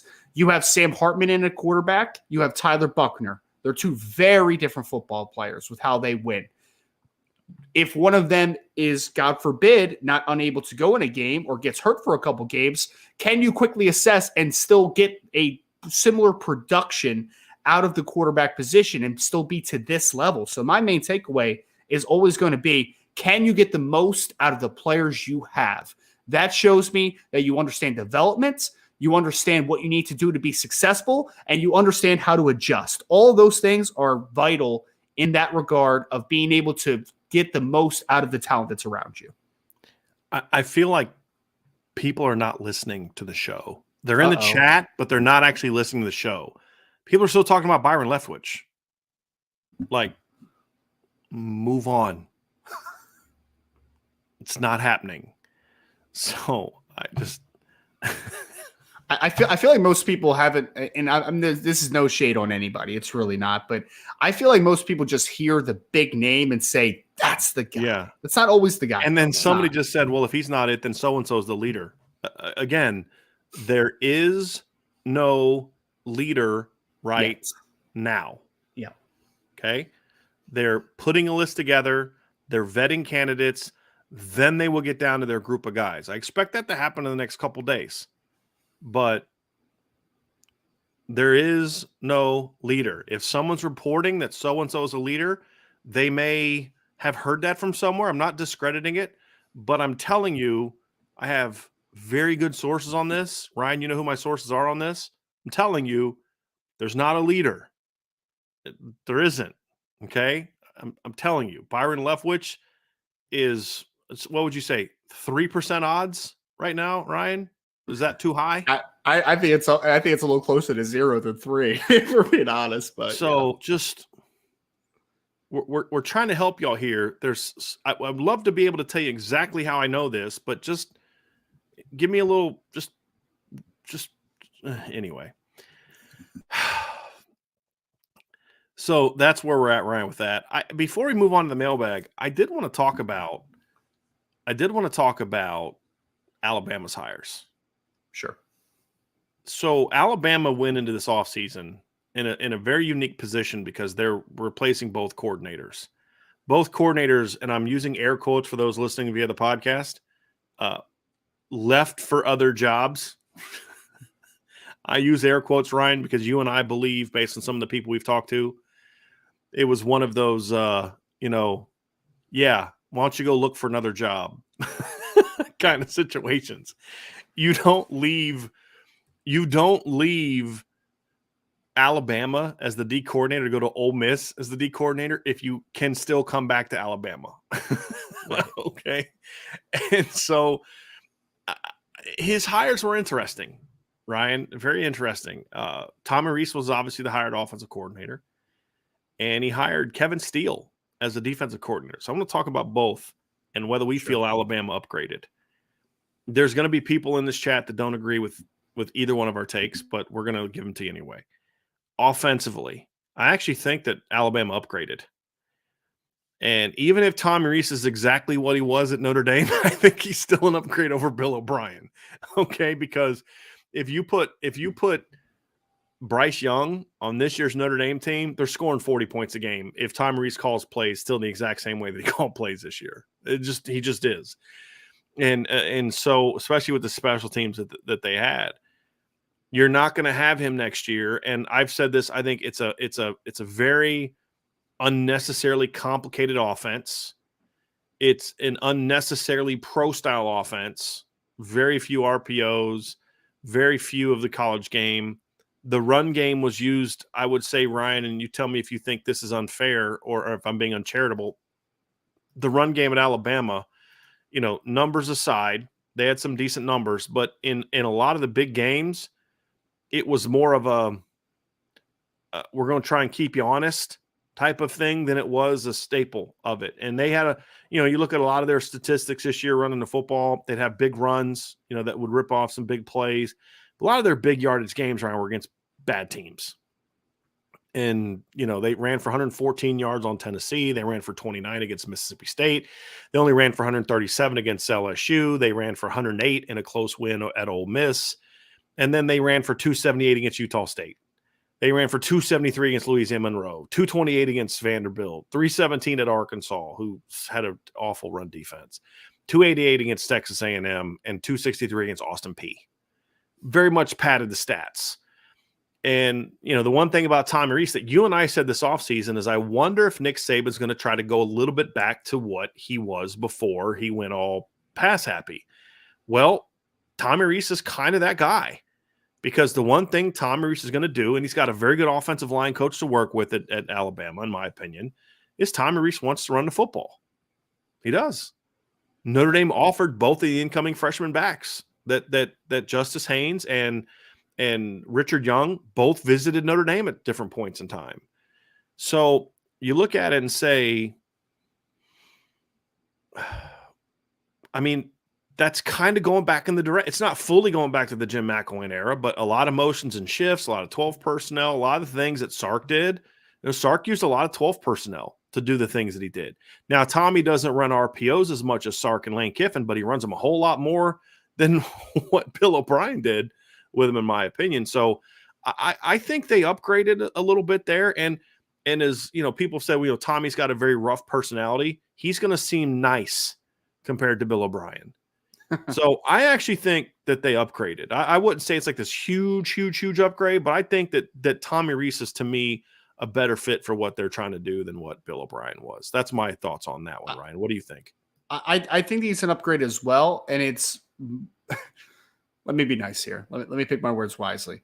I don't think that Bill O'Brien is very well suited for the college game, right? And I think that this is more a testament to just the fact that I think that he's a little set in his ways and a little bit hard-headed to kind of change his stuff a little bit. And I actually do think that Bill O'Brien's going to do a solid job with New England, because I think he's an NFL coach. I do, right? And when he's with Bill Belichick, that personality is going to get tempered a little bit because, guy, I'm Bill Belichick. You need to chill out a little bit, right? So I actually think that I think that it was a good move for both sides, honestly, the Bill O'Brien situation, because Bill goes back to a place that he was successful at as an offensive coordinator with New England. I think that he just wasn't a great fit from a college perspective, in my opinion, right? The best parts of Bill O'Brien as an offensive coordinator for me were when he was with the Houston Texans as the head coach and when he's with New England as the offensive coordinator. I don't think he's ever been a great college offensive coordinator, just my opinion.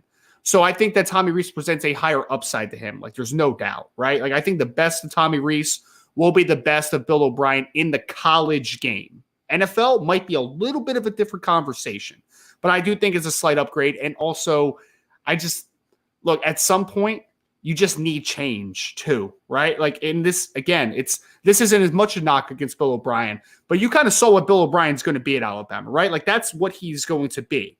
Is it going to get you to a level that you need to get back to a national championship game and to contend for championships? I don't think it is. So at some point, you got to try something new. So I don't hate on Alabama for trying this, right? For getting some new blood in there, bringing in Tommy Rees, because Tommy has a lot of things to prove to me. I've talked about this in nauseum. But I will say that he has the potential to do it. Is this a high risk, high reward type of hire from Nick Saban? I think so. I think there's some risk to this. But yes. I also think that there's much more upside to Tommy Rees than Bill O'Brien in that situation, in my opinion. I agree with that. It's not a slam dunk by any stretch. I just think it's an upgrade. I do. I think it's the run game is going to be when they ran the ball right, it was just they were just better than the dudes across from them. That's really what it came down to at Alabama. You're going to have a much more well-designed run game this year. Now, can he have more success offensively with a quarterback who's not as good?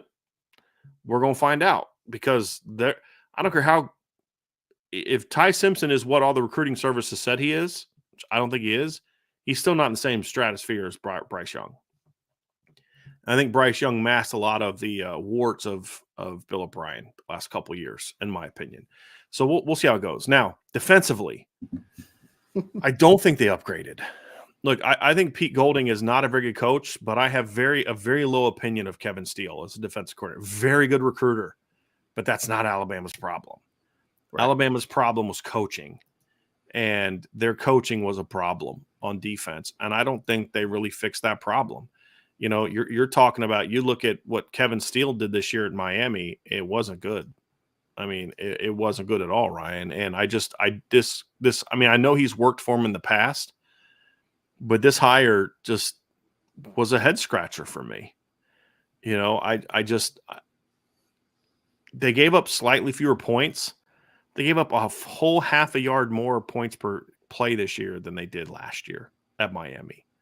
Yep. They gave up 5.9 yards per play. There was only 2 teams on their schedule this year, only 2.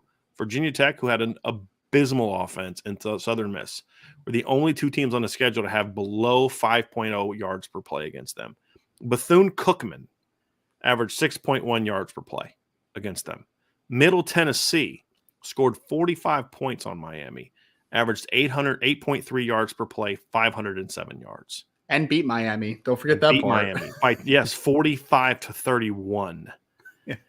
And so now they had some games against like Virginia, but their offense was terrible. Florida State ripped them apart, and it could have been worse. Florida State called the dogs off at halftime.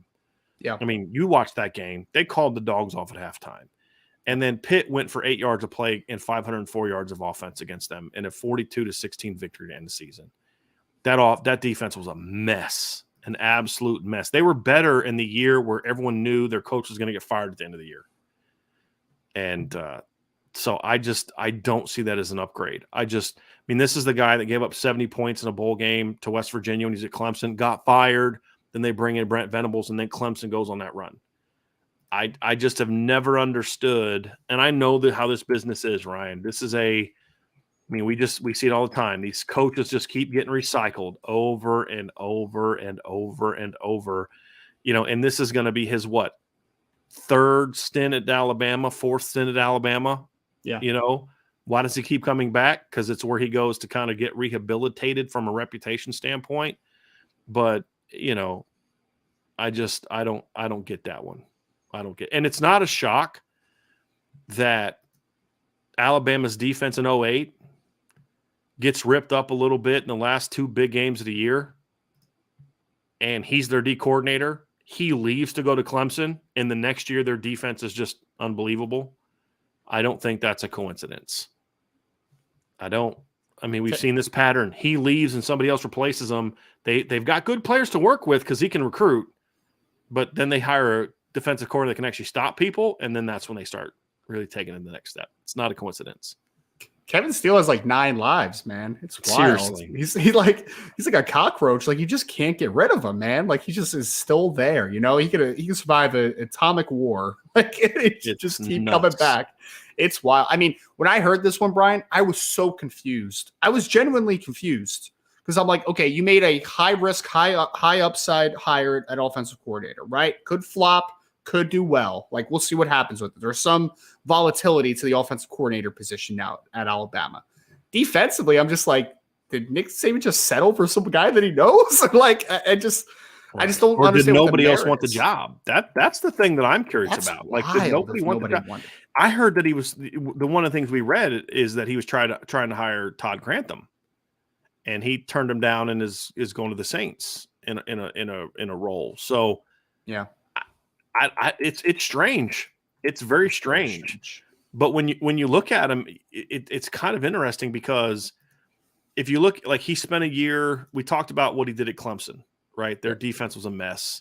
He leaves. They bring in Brent Venables, and all of a sudden, defense becomes great. He goes to LSU and is their defensive coordinator in 2015. So he's replacing. He was replacing John Chavis, who it was just kind of okay there. It wasn't as good as he was at Tennessee. But in 2014, John Chavis's last year, they gave up 17.5 points per game. If you remember, Notre Dame ran all over them in the bowl game. They had some good moments that year. That year, they had two shutouts, held another team to 7, lost to Arkansas 17-0, lost to Bama, but it was 20-13. The defense was pretty solid that year. Gave up 17.5 points per game. In 2016, year one of Dave Aranda, the year after Kevin Steele. So 14, John Chavis, 15, Kevin Steele, 16, Dave Aranda. They were 15.8 points per game. So 17, what did I say? 17.6, 17.5, 15.8.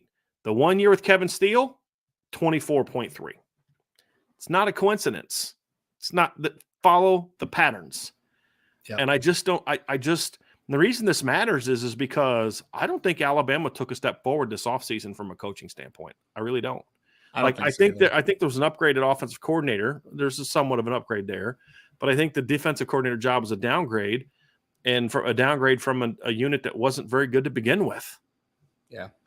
Well, I think at best, defensive coordinator is a push, right? It's you got rid of one underwhelming, probably bad defensive coordinator for another underwhelming bad. So even if you don't want to portray it as a downgrade, at worst, it's at best, it's a push, right?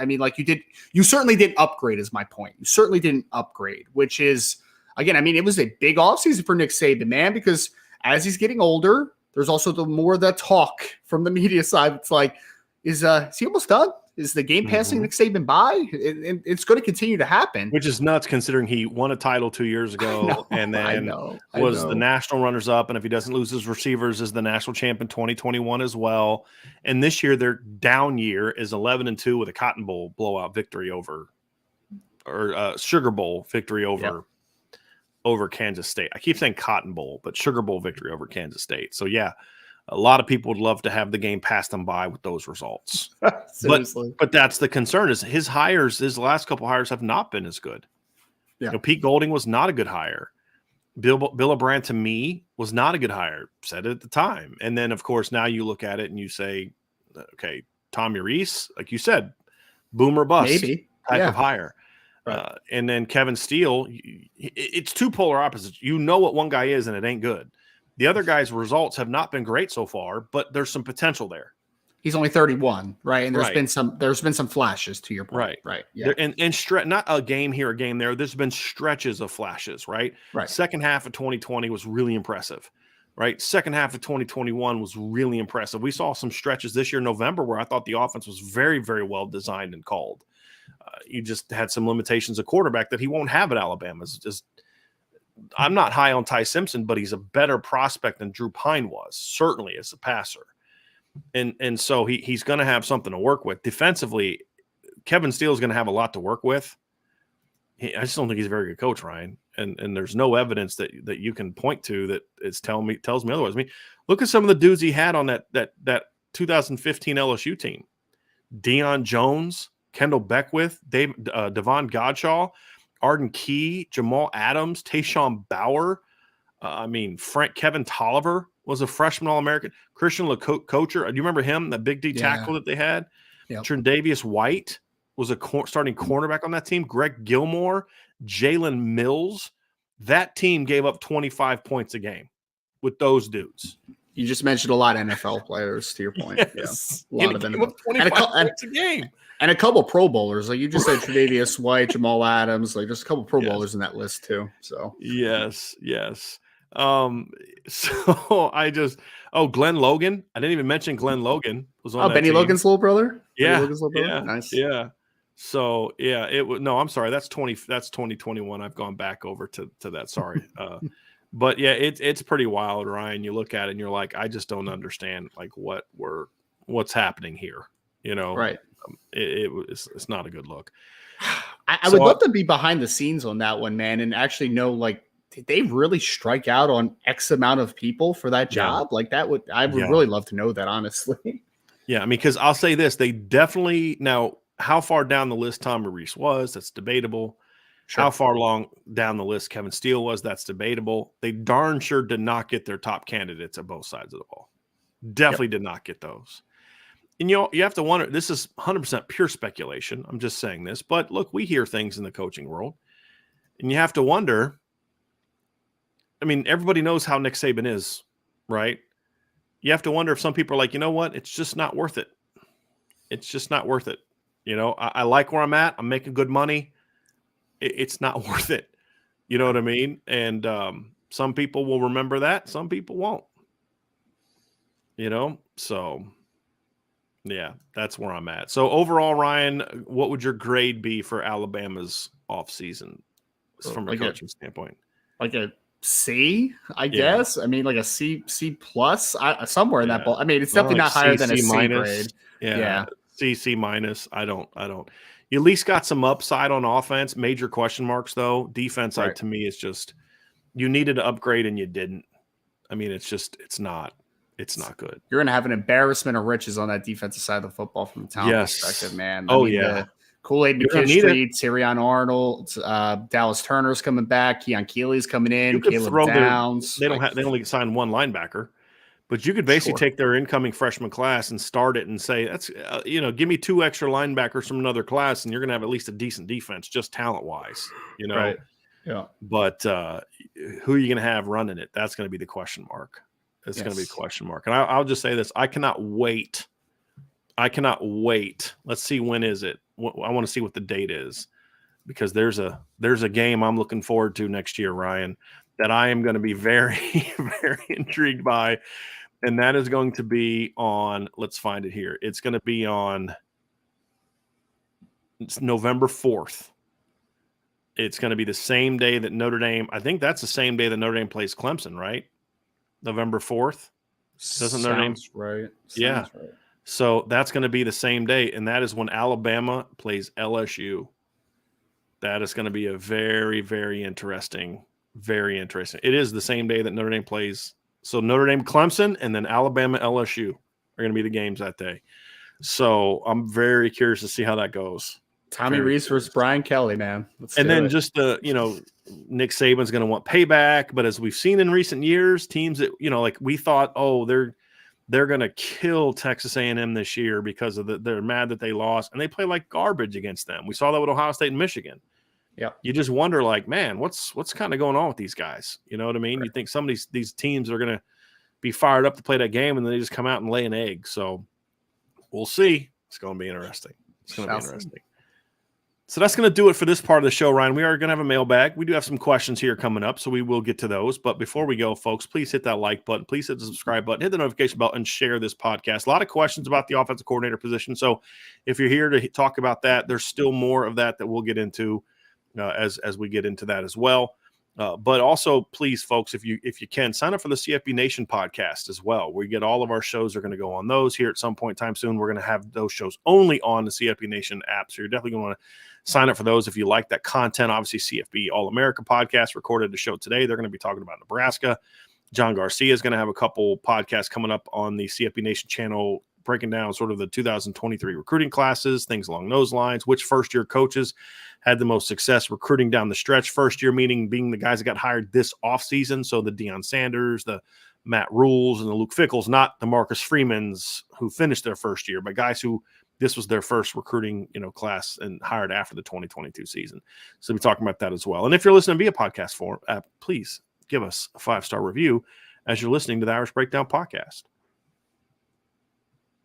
It's mailbag time, Mr. Roberts, and a lot of questions about, obviously, the offensive coordinator position, so we'll get back to those as well. The triumphant return of Tommy Guns, in the words of the great Sloth from the Goonies. Hey, you guys. So thank you for the super chat, Tommy. We appreciate you very, very, very, very much. That's the only super chat we have, Ryan, so we're going to get right to the top here. John A1 says, if Jared Parker was named co-OC with Dylan McCullough as the run game coordinator, who would be a great QB coach fits? That's a completely different conversation, isn't it? I mean, so John, as we're talking, like, yes, we have talked a lot about Jared Parker being in that conversation, right? Having that potential and getting a look as potentially the offensive coordinator.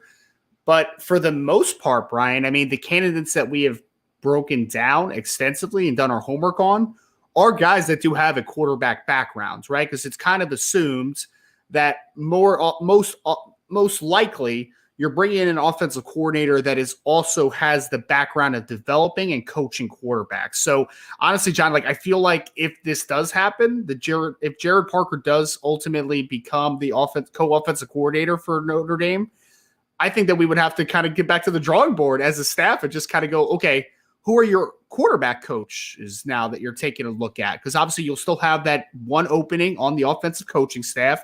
And that formula is going to change a little bit, right? Because the guys we're talking about aren't going to come to Notre Dame just to be a quarterback coach, right? They would come to be an offensive coordinator. So I think that honestly, that conversation and that narrowing down of a list would have to come after that becomes a reality. Because right now you have to cover quarterback coaches that are also offensive coordinator candidates. You can't just look at just one specific right now. I know it's a little bit of a move away from the question, but I just honestly have not done enough of a track, like breaking down guys that would just be quarterback coaches potentially. Because our focus has been on coordinators. Yes. Guys that would come in there and be coordinator. Like Joe Brady's not leaving the Buffalo Bills as the quarterback's coach working with Josh Allen to come to Notre Dame to be the quarterback's coach working with Sam Hartman. With all due respect to Sam Hartman and CJ Carr and Kenny Minchie, you're just not doing that. I'm currently an assistant coach for one of the best quarterbacks in the game, and I don't have to recruit. Yeah. You know what I mean? It's coach. That's it. So you're just not going to see it. But look, there's guys out there, John. There's plenty of guys out there. And that's an easier find to me than a coordinator, to be completely honest with you. Position coaches at most positions. I think running back, offensive line is the exception. You find a lot of good position coaches out there. Just got to find a guy that wants the job and is willing to put in the work. Because remember, one of Brian Kelly's quarterback coaches during his tenure in Notre Dame was Matt LaFleur, who's the current head coach of the Green Bay Packers. Yep. Guess what? Matt LaFleur didn't want to be here. So he did a good job coaching the quarterbacks. He did nothing on the recruiting trail. Nothing. Yeah. Right? So you got to make sure you find a guy that wants to be here. And you find that, and then they'll be fine. I will say this, Brian. Sean Payton kind of axed the Russell Wilson thing, so Jake Heaps might be available. If Man, so you're just trying to tweak my nerves today. So I texted Ryan yesterday, and I didn't know this was true because I just didn't pay attention to the Broncos this year because I knew they were going to be terrible.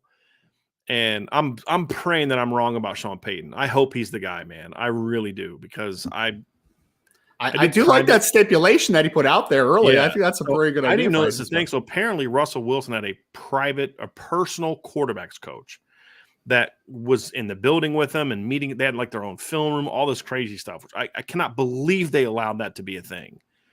And so like the things I've read is like Nathaniel Hackett was just trying to be like everybody's buddy, and just like, you just can't do that. And so Sean Payton, when he was asked, it wasn't even what he said. Like what he said was kind of normal. That's, it's foreign to me, and that won't be the case.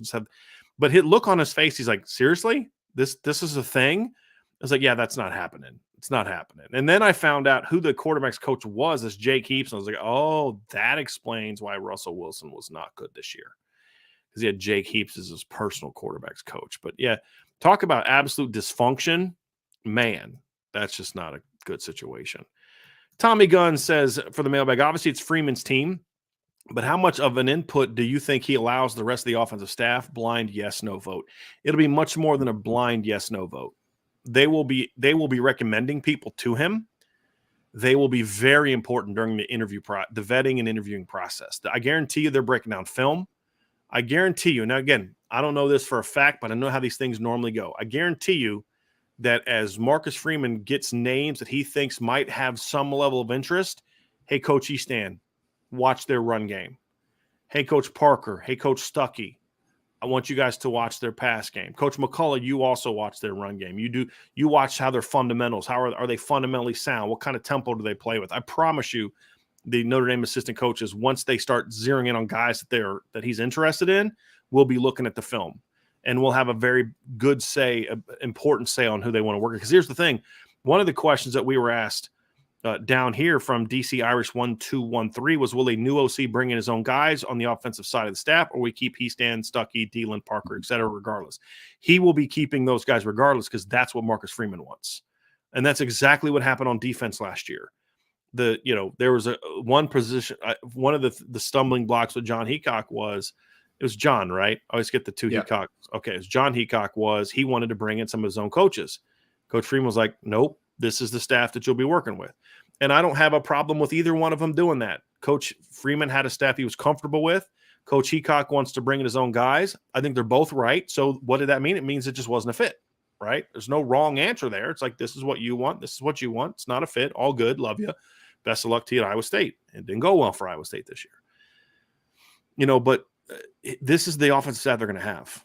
Unless one of them chooses to leave, this is the staff they're going to have. And you're going to need an OC that's going to want to work with them. So they will have a say, no question. Because if that guy can't fit with this staff, then it's just not going to work. Well, and I talked about that during the main side of the podcast here, was that you have to make sure those things mesh, right? Because you have the offensive coaching staff in place. And again, I go back to the personalities, right? Like Dylan McCullough's a big personality. Chancey Stuckey's a big personality. Not in a bad way. It's just they are talkative, outgoing people. You need to make sure that the guy leading them can mesh with those personalities. You need to make sure that Harry Heaston gives you that check of approval, right? Like you need him to be comfortable with whoever the next offensive coordinator is. So yeah, you have great resources around him. And you, for the next potential offensive coordinator, you have a lot of resources to help them be a great offensive coordinator and for them to be successful. But ultimately, they also need to mesh with the staff, because the staff is in place, and you have a very the best word I can say is that, like, you need the check of approval from those guys, because you already have the infrastructure. You just need the guy now leading the decisions on the offensive side of the football. So I think that's paramount that he fits with the existing offensive staff, because you have a great offensive staff. I don't think anybody would push back against that. You have some dudes coaching on the offensive side of the football, and you need them to be a part of the answer, or else things are going to get hairy in a little bit, really quickly, I should say. Tommy said that he wanted his super chat to be an impression of Sloth from Goonies. Here's the problem, dude. Number one, I've never seen Goonies. Number two, if I did it when I was a kid, and I don't remember it. So I might have watched it as a child. I just don't remember it. It wasn't a memorable movie to me.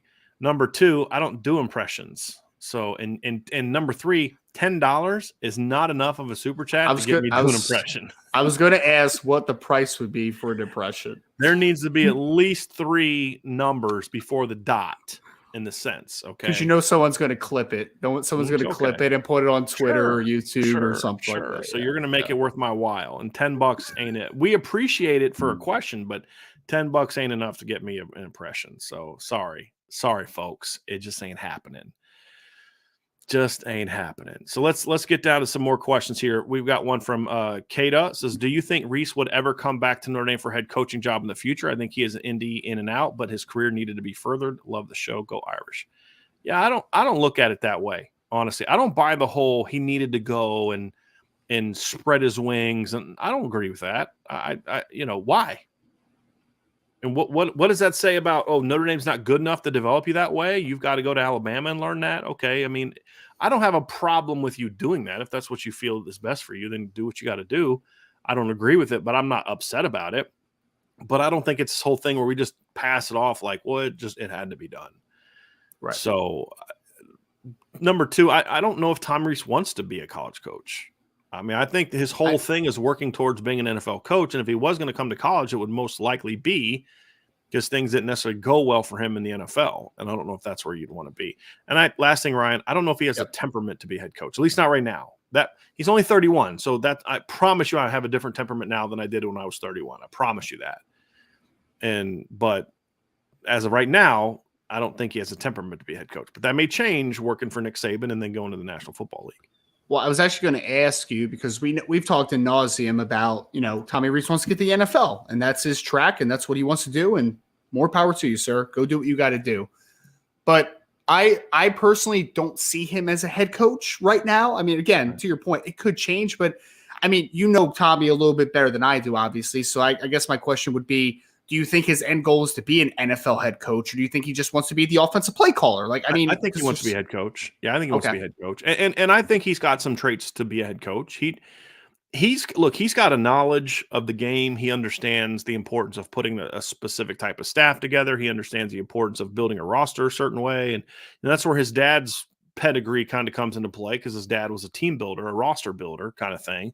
So I think he has that in him. I think right now the issues are experience, obviously, and temperament. I think those are the issues. And I think that's where the NFL is a little bit better for a head coach because the NFL, there's less, depending on who you are, there's less of a team building role. It's, hey, go get me a running back. And then the GM goes and gets the running back. And you tell me who I need to go talk to and all that. And, I'll watch some film and tell you who I want or whatever. But it's just a different animal than having to be like a college coach where you got to be on the road recruiting all the time. And so, yes, I think he'll that's a desire of his. And I think he has some of the traits to do that. There's just other traits right now that he doesn't have. And to be honest, as I said before, a lot of 31-year-olds don't have that temperament, right? The Sean McVays are unique. The Kyle Shanahans are unique. They're rare. And to me, I just think he needs more time. I think he needs a little bit more maturity, and I think that's common. We saw that this year, Ryan. You and I have talked off the record about some of the things that I heard from people in November and in the offseason about how he talked to players, how he treated players, changed even during this season, started to change. And I think that the getting away from Brian Kelly helped him a ton. Right. Because him and Brian Kelly have very similar personalities. And I think that brought out the worst in Tommy from a how you talk to player standpoint. Marcus Freeman's a little different. Look, Marcus Freeman's an intense coach. Don't think Marcus Freeman's out there singing Kumbaya and giving hugs and pats on the butts every time a guy makes a mistake in practice. I promise you that's not the case. But there's just a different type of intensity there, a different type of how you talk to people there.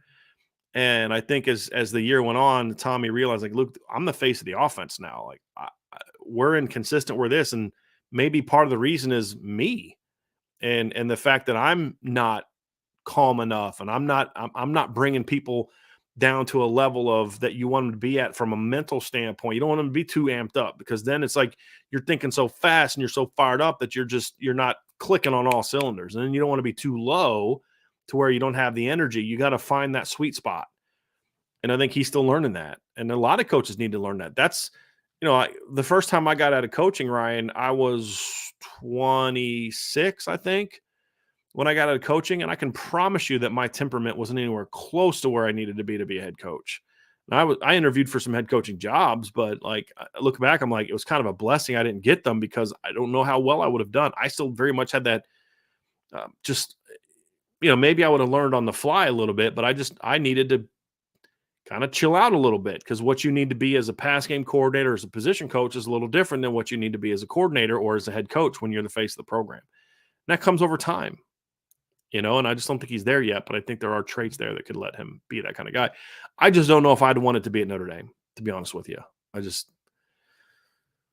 don't know if that's where I'm at. TB12 for Heisman asks, is Joe Brady a legitimate candidate at this point? If you mean legitimate from the standpoint of there's interest on both sides to some degree, I believe that he is. Is it legit interest in the fact that I'd get high odds of him being the guy right now? Definitely not. I think that there's at least been some conversations. I don't think that he has a lot of interest in coming back to college as of right now. And that's where we're at. Has the door been shut as of last night? No, it had not. But it's not likely. So we're going to still talk about him, but we don't talk about him from the standpoint of like, hey, I think this is going to be the guy. I think this is going to be the guy. That's not where we're at. Because number one, there is no guy right now. There's a group of guys that Marcus Freeman is vetting and doing, his due diligence on, and then he'll figure out which ones are the best fits from there and who is interested from there. I don't expect Joe Brady to be one of those guys. If I was to predict right now, I would not predict that. If he is, it means Marcus Freeman has done his best recruiting job yet. And that's what it comes down to. Yeah, I don't expect him to be one of those guys. Because, you've talked about this already, that Marcus Freeman has had a relationship with Joe Brady, right? So not like they're like best friends, but I do believe that they know each other. They've talked. They have some level of a connection. And I think that you hit a great point, right? If you convince Joe Brady to come back and be your offensive coordinator, if you have so much of a well thought out pitch of where Notre Dame is going and how they could help him get there, then man, that's impressive. We've lauded Coach Freeman's abilities as a recruiter just on the high school side of things. But if he's able to attract a guy like a Joe Brady, Notre Dame fans need to be excited, because that would be a massive get just from the fact that the odds are stacked against you even being in that conversation, right? So, yeah, I'm just excited. I really am excited, man. I want to see who the next guy is, just because I think Marcus Freeman is building such a culture of just wanting to be a part of it right now, and it's exciting to me. It really is. Next question. I want to address this one. This is really funny because we actually get asked that.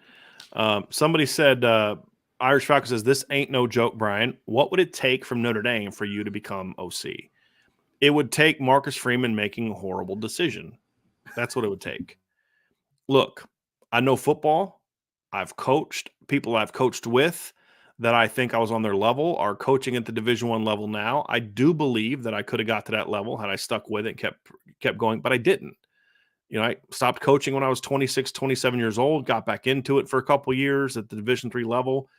It would be a terrible decision to hire. It'd be like hiring Jerry Faust as the head coach of Notre Dame back in, was it 1981, right? There are so many more qualified candidates for me to be the offensive coordinator. So I know people ask this, but I am very good, I believe, at what I do. That's analyzing, that's knowing the game, studying film, doing breakdowns and things like that. But that is a whole different animal than going from that to be an offensive coordinator when I haven't coached football in almost 10 years, So I appreciate that, but that's not happening, nor should it happen. Like if Marcus Freeman calls and, hey, Brian, I would say, hey, look, man, I respect you and I want you to succeed. So no, for your benefit, I'm saying no, you know what I mean? But that would never happen. So it's appreciated, but it's not a real thing, nor is it a job I would want, because I wouldn't be as good at it as you need to be at a place like Notre Dame, to be honest with you. It's just not where I want to be. Brandon Plesner with a super chat. Thank you, Brandon. B. Ryan, when discussing these OC candidates, can you mention what kind of run game they like to use? If you know, do they like zone, gap scheme, duo, etc.? It's a fair question, Ryan. Yeah. Like, for example, Sean Lewis is more of a gap scheme guy, counter. They'll run some read zone, but it's more of a true college spread. You know, they'll run a lot of tackle pulls, they'll run a lot of backside counter, a lot of gap stuff. With some inside zone type of stuff, outside zone type of stuff, buck sweep type of stuff. Is that a fair assessment of what you've seen on film from him as well? Yep. Some quarterback power type of stuff too. Yeah. Yep. Andy Ludwig is very much similar to what Harry Hiestand is. Inside, outside zone, counter, power, some power stuff, but more inside, outside zone, counter type of things, RPO stuff off of it. He's very diverse. Andy Ludwig is a very diverse run guy. Yeah, which is a lot of it fits with what it's not too far off from what Chip Long did. You know, inside outside zone plus G scheme, buck sweep counter, things along those lines. I mean, Joe Brady, I don't know if we know what his run game is. He inherited a run game. Yeah, I know what they did, but that was more of what LSU was already doing, more so than him saying, "Hey, we're going to change our run game." He was the pass game coordinator on that team, not the offensive coordinator. But Ryan, you can talk about what they did that year, however.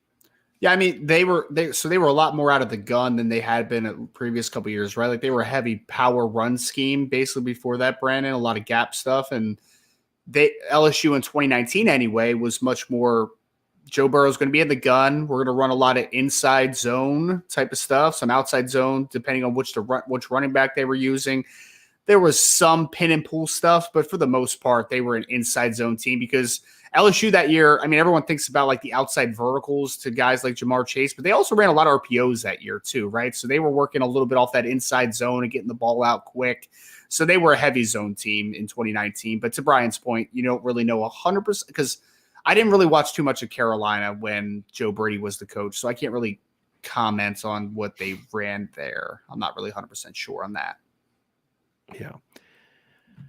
I'm trying to think of some of the other guys we've talked about. Jason Candle, we talked about the other day. He's done different types of things. He's been a very spread, when we talk about spread run game, it means there's a lot of movement from the line, a lot of tackle. There's a lot of G wraps, a lot of tackle traps, a lot of stuff like that, where you're kind of securing the backside with your quarterback and RPOs, right? Quarterback run and RPOs. Whereas a more traditional pro style run game is going to use their tight end more to secure backside gaps. It's more of a non-read zone type of thing. Not as much of the G wraps and the tackle pulls and those type of the pin and pull. There's just not as much of that. And then a pro style scheme could also be, that's if it's a zone scheme. If it's a pro scheme, it's more power, counter, down block, kick out type of stuff, as opposed to the wraps. You know what I mean? Like the difference, Ryan, is like obviously on a power play, your backside guard is wrapping around, but it's a different animal than what you're doing if you're running Lincoln Riley's, G wrap scheme. It's just a different animal. Right. Yep. And so that's kind of what I'm referring to there. I'm trying to think of some of these other guys we've talked about. Joe Moorhead's been a pretty diverse person. Yeah. He's been pretty diverse in the run game. They run a lot of zone, a lot of quarterback read. Especially at Penn State. Yeah. A lot of zone at Penn State. A lot of zone. Yep. I think it also depends on what the running back is, the running back room that you have as well. I mean, like Saquon Barkley was a zone runner, like you didn't want to. I mean, like he could do some of the gap stuff. Travis Dye was more of a gap scheme. You had to create the holes for him, and then he could hit it. Would you say that's accurate? I mean, they ran a lot more O-line pulls at Oregon than they did when he was at Penn State. And then also you did a lot of read zone with Trace McSorley too. And a lot of RPOs with Trace McSorley as well. So those are and then Colin Klein, I mean, how would you assess that? I mean, there's a lot of zone in there, right? But they also run some wraps and some tackle pulls and things like that there as well. A lot of some misdirection with the line. Yep. And there was a lot less quarterback running in the second half of the season than there was early. And again, I think that's a little by design of who they had in the backfield. Because like Deuce Vaughn's one of those cats where like, I want to run inside zone and outside zone because I want to give him options, right? He could squirt out backside A, backside B, can bend it all the way back. Like he can do a lot of different things. But then he also has the power implementation of the gap scheme too, because the quarterback run game is obviously a big thing for him, right? So they're running quarterback power. They're doing some pin and pull to get to the perimeter. obviously, but for the most part, they were a heavy inside outside zone team with Deuce Vaughn because that's who he is, right? Like he's not. Remember when Kansas State had that Daniel Thomas kid, for instance, a few years ago that was like 6'2", 230 something? It's like you're not going to use that kid the same way that you're going to use a Deuce Vaughn and vice versa. So that's just kind of how those evolutions happen. Yep. Good question, Brandon. Very good question. And we'll try to think of that a little bit more as well. And when we get into the finalists, we'll take a deeper film breakdown into those guys for sure. Film room sounding fun when that happens. Yes. All right, we got to that one. Here's one from Archer452. Given Brian Ferentz's updated contract, less money escalator if the team averages 25 points and hits 7 wins, how can such blatant nepotism be accepted in major college athletics? That's a great question. He took a $50,000 pay cut. That's it. And then if they average 25 points a game, which would have ranked him 85th last year, he gets that money back. Yeah. That only happens because he's the coach's kid. That's it. And I really love Kirk Ferentz, and I know that it is an impossible decision to fire your son. I get it, but man, tough decisions have to happen sometimes, right? It's just not great. It's not. It's funny, Brian. I've seen Iowa fans complain as much about Phil Parker as I've seen them complain about Brian Ferentz. Though it is the most backwards universe. Yeah, man. I'm just phenomenal. Phil Parker is one of the best defensive coordinators in college football. It's just such a backwards world we live in there, where it's how do you look at that and be like, oh, that's Phil Parker's fault? No, it's not. No, it's not. That is weird. There are literally, those people are not smart. They exist, man. Search it on Twitter. Those people exist. Not smart at all. No. Goodness gracious. But yeah, I just, that one it's a shame too, because he's had some really good teams lately that could have been contenders for the Big Ten crown if they would have had a better offensive system, which would have then resulted in better quarterback recruiting. Yep. But man, their defenses the last couple of years, Ryan, have been disgustingly good. I mean, they're really good. I do like the quarterback that they brought in 2023, Marco Linez. I hope they don't waste the kid from Jersey. Yeah, which they will if they still have the same guy leading the offense. Yeah. His follow-up to that was, if Notre Dame had an offensive coordinator performing so poorly that they gave him an incentive to hit 7 wins and 25 points per game, how big would the riots be in South Bend? They'd be huge. Yes. I mean, understandably so. Yeah. Well, I'll say this, the head coach wouldn't have a job at that point in time.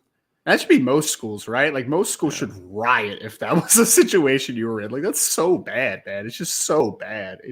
I honestly, Archer, it's a great question, but I honestly am having trouble for it to sink in for a second, because I'm that's so bad. 25 points a game is a pretty good NFL number. College, that is abysmal, man. That is awful how bad. You're in the bottom third of the country at that point in time. Yeah. Yeah. But it is a huge jump from where they were. They were at 17 points a game this year and won 8 games. It's embarrassing. That was some of the I'll say this. Quarterback play was some of the worst I've ever seen. All due respect. I'm not trying to poop on, the starting quarterback for them, but it was awful. Wide receivers weren't very good. Running game wasn't very good. One of the worst offensive lines, though, I've ever seen at Iowa. It was pathetically abysmal how bad they were offensively this year. It was unwatchable, man. They won a game, Brian. They won a game 7-3 against South Dakota State, who, mind you, South Dakota State won the FCS National Championship. So a good team, very good team. Right.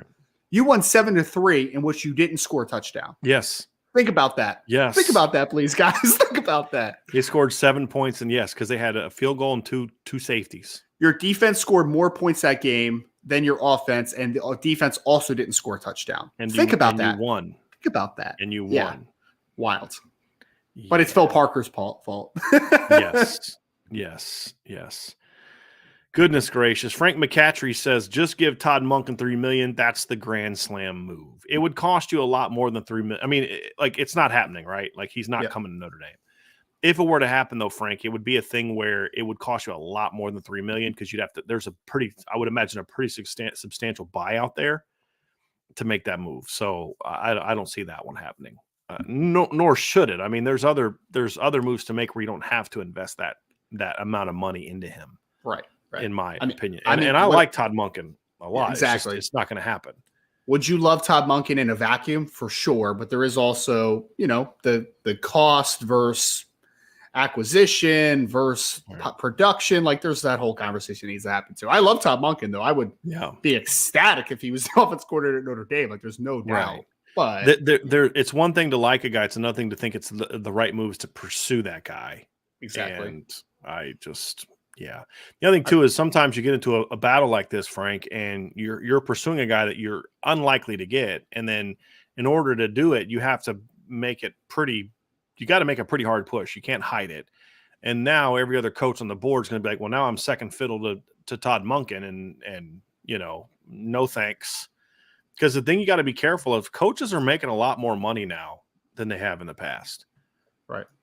And you've got to be very careful that you're not doing things that say, hey, look, you're not offering the kind of money that, that maybe might say, hey, look, it's worth kind of maybe being embarrassed a little bit over. Right. I mean, that's kind of the reality of it is it's not that type of deal.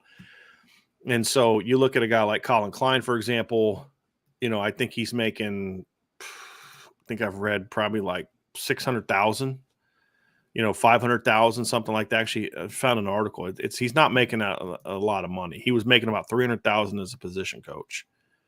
So let me just get here. Is this when was this article written? This is from 2019. So I'll give you an example. In 2019, the offensive coordinator at Kansas State was making $500,000. So it's probably a little bit over that, right? So he's not making a ton of money, but Notre Dame's not offering him $3 million. So it's like if $600,000, and he's going to be up for a pay raise after the job they did this year. Yes. So let's say he gets up to 6 or 7, and I'm going to give him $1.5 million. Yeah, that's a big pay raise. But like if there's other negatives involved in it, I'll just stay here, know that I can have this job for as long as I want it. Maybe even replace, the head coach when he leaves somewhere because I am a legacy here. As opposed to going to Notre Dame, dealing with all that pressure. And the money's good, but $700,000 in Kansas goes a pretty long way. $1.5 million goes a pretty long way in Indiana as well. But okay, I could make $1.5 million for 2-3 years at Notre Dame, or I could stay here, make $700,000, and then continue to get escalators, and I'll make more over the course of a longer period of time. And then I've got myself set up for, if I'm going to play second fiddle to, I'm choice number 7 at Notre Dame. That's what I'm saying. It doesn't become as appealing. It's not like he's making $100,000 and Notre Dame would offer him $1.5 million. That's a whole different animal. You know what I mean? So you got to be careful with how you do those things, right? You got to be, and this is partly why Notre Dame doesn't want it out there, every name that the person they've talked to, because that's exactly the perception that comes to. They talked to this guy. They talked to Byron Leftwich. He said no. They talked to Brian Johnson. He said no. Neither of those things happen. You can't say no when you're not offered the job. You know what I mean? But that's the perception. Oh, Joe Moorhead was the leader. He said no. And all of a sudden the guy you hired is considered the 6th option. When in reality, he was only one of 2 guys that got offered a job. Right? And so, we talked to this guy. He said he wasn't interested, but it was a string of 13 phone calls that I was going to make. I just seen if he was interested or not. He wasn't my leading candidate, but then people in I say media, because a lot of it's not traditional media. It's these clout chasers on social media, and some people that do work for traditional media that have bad intel that run with these things because there's this desire to be first. And then all of a sudden that becomes, I have said how many times in this chat that Byron Leftwich and Brian Johnson are not candidates in Notre Dame, and there's still people right now, 2 hours in the chat talking about Byron Leftwich and Brian Johnson, because it's just in their head now that they're candidates because of what was tweeted out last night, even though it's not accurate. So that's why if you're Notre Dame, it makes sense to try to be a little guarded with what names you're getting out there. And so there's a game involved here, Frank, in this that I think has to be played right if you're going to get the guy you want. And then if that guy's going to be coming in here and how he's viewed, right? Like how Tommy Rees is walking into the Alabama job because of how many names are floated. He's walking in with the fan base being like, who? And they had to settle for him, when in reality, if you know the story there, Nick Saban has had his eye on Tommy Rees since the Rose Bowl in 2020. Right? So because he watched that late 2020 stretch of film where that Notre Dame offense looked pretty flipping good schematically and results wise. And so, but the perception is that, Ryan, and now he's got to overcome, he doesn't have to overcome Alabama, Auburn and Florida and Georgia and Tennessee and Texas A&M and LSU, but he's got to overcome the stigma of he wasn't the top choice. Right. And so I think so far, I think Marcus Freeman and staff are going about it the right way of being like keeping it very close to the vest. Agree. Yeah. And Todd Monken's got something good going, right? Yes, he it's does. not the worst situation in the world to be in right now to be the offensive coordinator of Georgia. And he's also a guy that has an NFL background. So would I be shocked if he eventually goes back to the NFL? Not necessarily, right? So right. Again, that's just not a super optimistic one. Like it's not one that makes a ton of sense, I think, for either side, especially if you have to overpay that much. So yeah, and I honestly think if Todd Monken leaves, he'd be leaving for the NFL, not another college job. Yep. I mean, he was talked about this offseason as far as some. I mean, I don't think it's a foregone conclusion that he goes back to Georgia next year. As we sit right here, I think that there's still some openings that there will be some conversations had. So we'll see. Yeah. Good stuff so far. We have a super chat down here from Wade Garrett. Thank you, Wade, very, very much. Would it be more important to hire an OC with experience or an OC considering how much Freeman leaned on Reese to handle that side of the ball, or more important to hire a big splash kind of guy? Thank you. I don't think either one of those things are important to me in and of themselves. I don't care about splash at all. I care about substance. I don't care about experience at all without any other context because Brian Van Gorder had a lot of experience. John Tenuta had a ton of experience. Kevin Steele has a lot of experience. He's got a mess load of experience, and I would be mortified if he got hired at Notre Dame. So I care about talent. That's what I care about. And I've had this philosophy, Ryan, and I've always had this, and this was exactly the argument I made when Clark Lee got hired. If you got the chops, you got the chops. And you know this, Ryan. I don't care if you've been coaching 5 minutes or 50 years. If you got the chops, you got the chops. Now, you need to be in the profession. I'm not hiring some dude off the streets that was really smart when he played 10 years ago or coached 10 years ago, right? I need a guy that's in the game. But give me somebody that's got the ability, whether it's a 33-year-old assistant coach, quarterbacks coach somewhere, whether it's a 58-year-old offensive coordinator somewhere. I don't care. Give me someone who fits and who has the chops to be successful with this team. That's what I care more about. Now, all things being equal, I'd prefer someone with a track record. I'm not going to lie. I would absolutely prefer someone with a track record, but only if that track record is of very good success. And that's the thing with like Andy Ludwig that we pointed out for him. Everywhere he's been, the results have been better under him than when the coaches before and after him for the most part. The only exception was Wisconsin because 2 years before he got there, they had Russell Wilson, right? That was the exception to that rule. Vanderbilt, much better. So you're saying that Joel Stave is not better than Russell Wilson? No, I'm pretty much saying that. Much saying that. Yes, very, very, very, very, very clearly. All the record. Very clearly, I'm saying that very forcefully and emphatically saying that. But Vanderbilt, they had better success than they'd had in a while and since, and of course at Utah, significant. We went over the numbers. So when you see that kind of track record, like people have pointed to Brian Johnson, for example, and the success he had at Florida. Well, with all due respect, the only place he's had success as a coordinator was at a place that had a guy that's got a much more proven track record developing quarterbacks than other places. That's Dan Mullen, who's done a very good job producing quarterbacks. So why was his success there better than it was at other places like Utah and some of the other stops that he has had?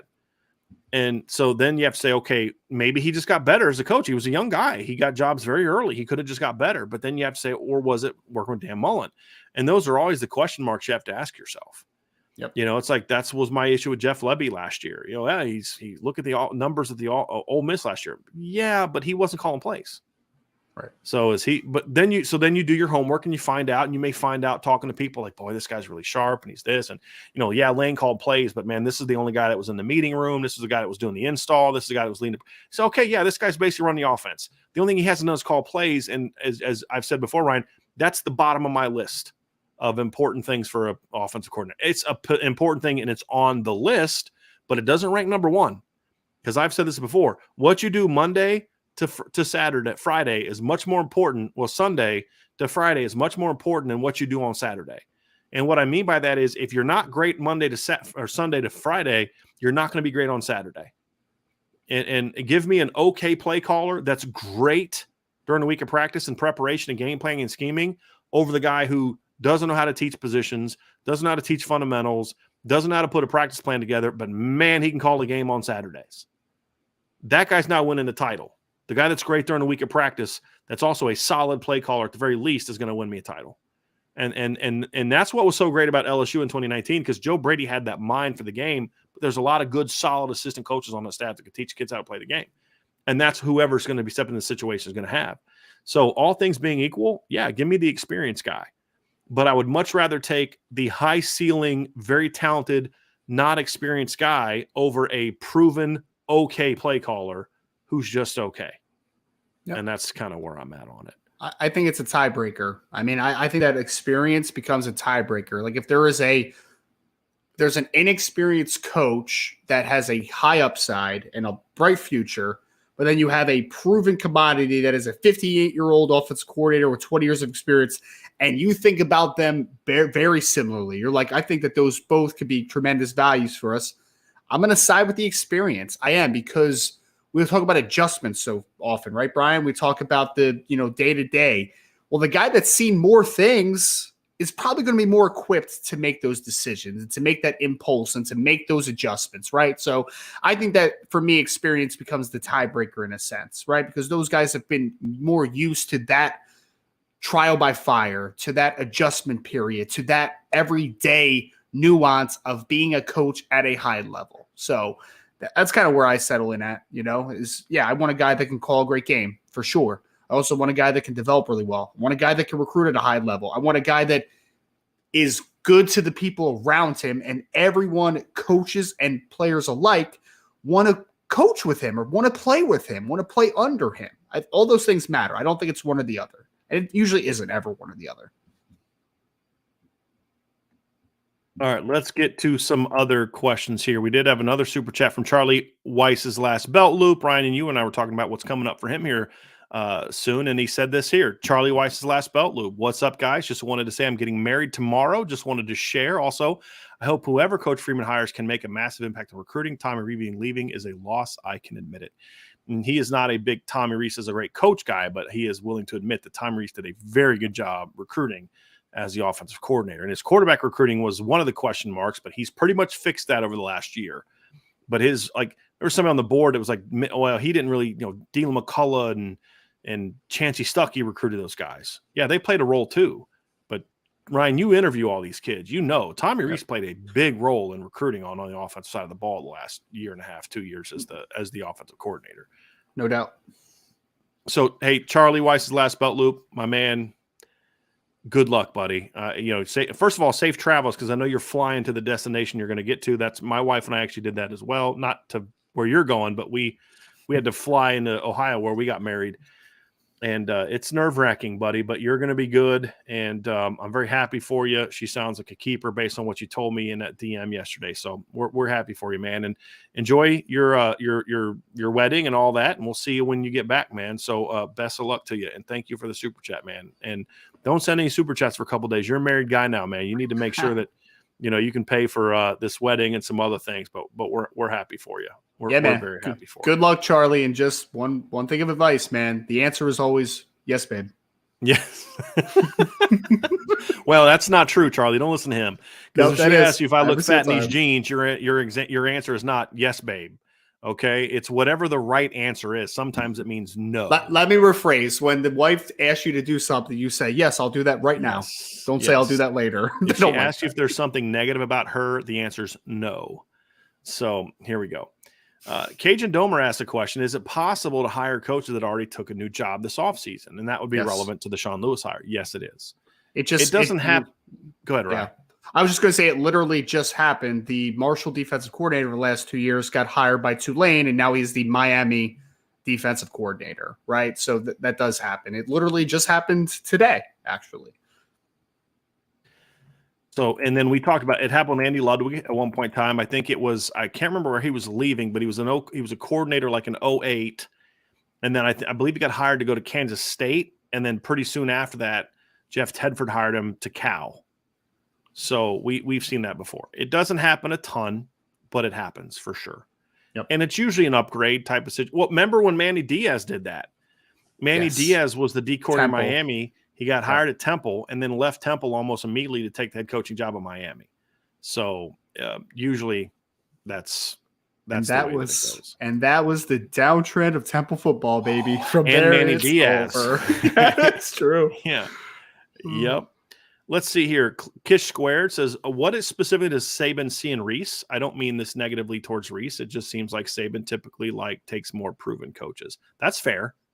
Yeah. I think that's very fair. Yeah, he does. I think he sees a guy, Ryan, that runs a very diverse scheme. He's a guy that believes in running the football, but also being balanced. He's a guy that does a lot of pro-style pass concepts, a lot of pro-style run concepts, which is what Saban's looking for. I think that he's a guy that believes that Tom Reese got a lot out of the talent that Notre Dame had. I don't necessarily agree with that, but I think it's a fit on who he wants to be. And there aren't a lot of guys out there like that, to be honest with you, that would have wanted the job. So I think those are things that he sees. Look, Tommy Reese is and we've said this many times, Tommy Reese is a very smart guy. He's inexperienced. I think at times he was a little too stubborn, but I think that even evolved and got better.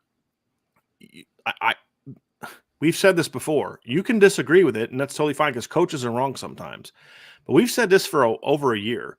Tommy Reese is how he is viewed in the coaching industry is completely different than how he is viewed by most Notre Dame fans. Right or wrong, I'm not saying which side is right, which side's wrong.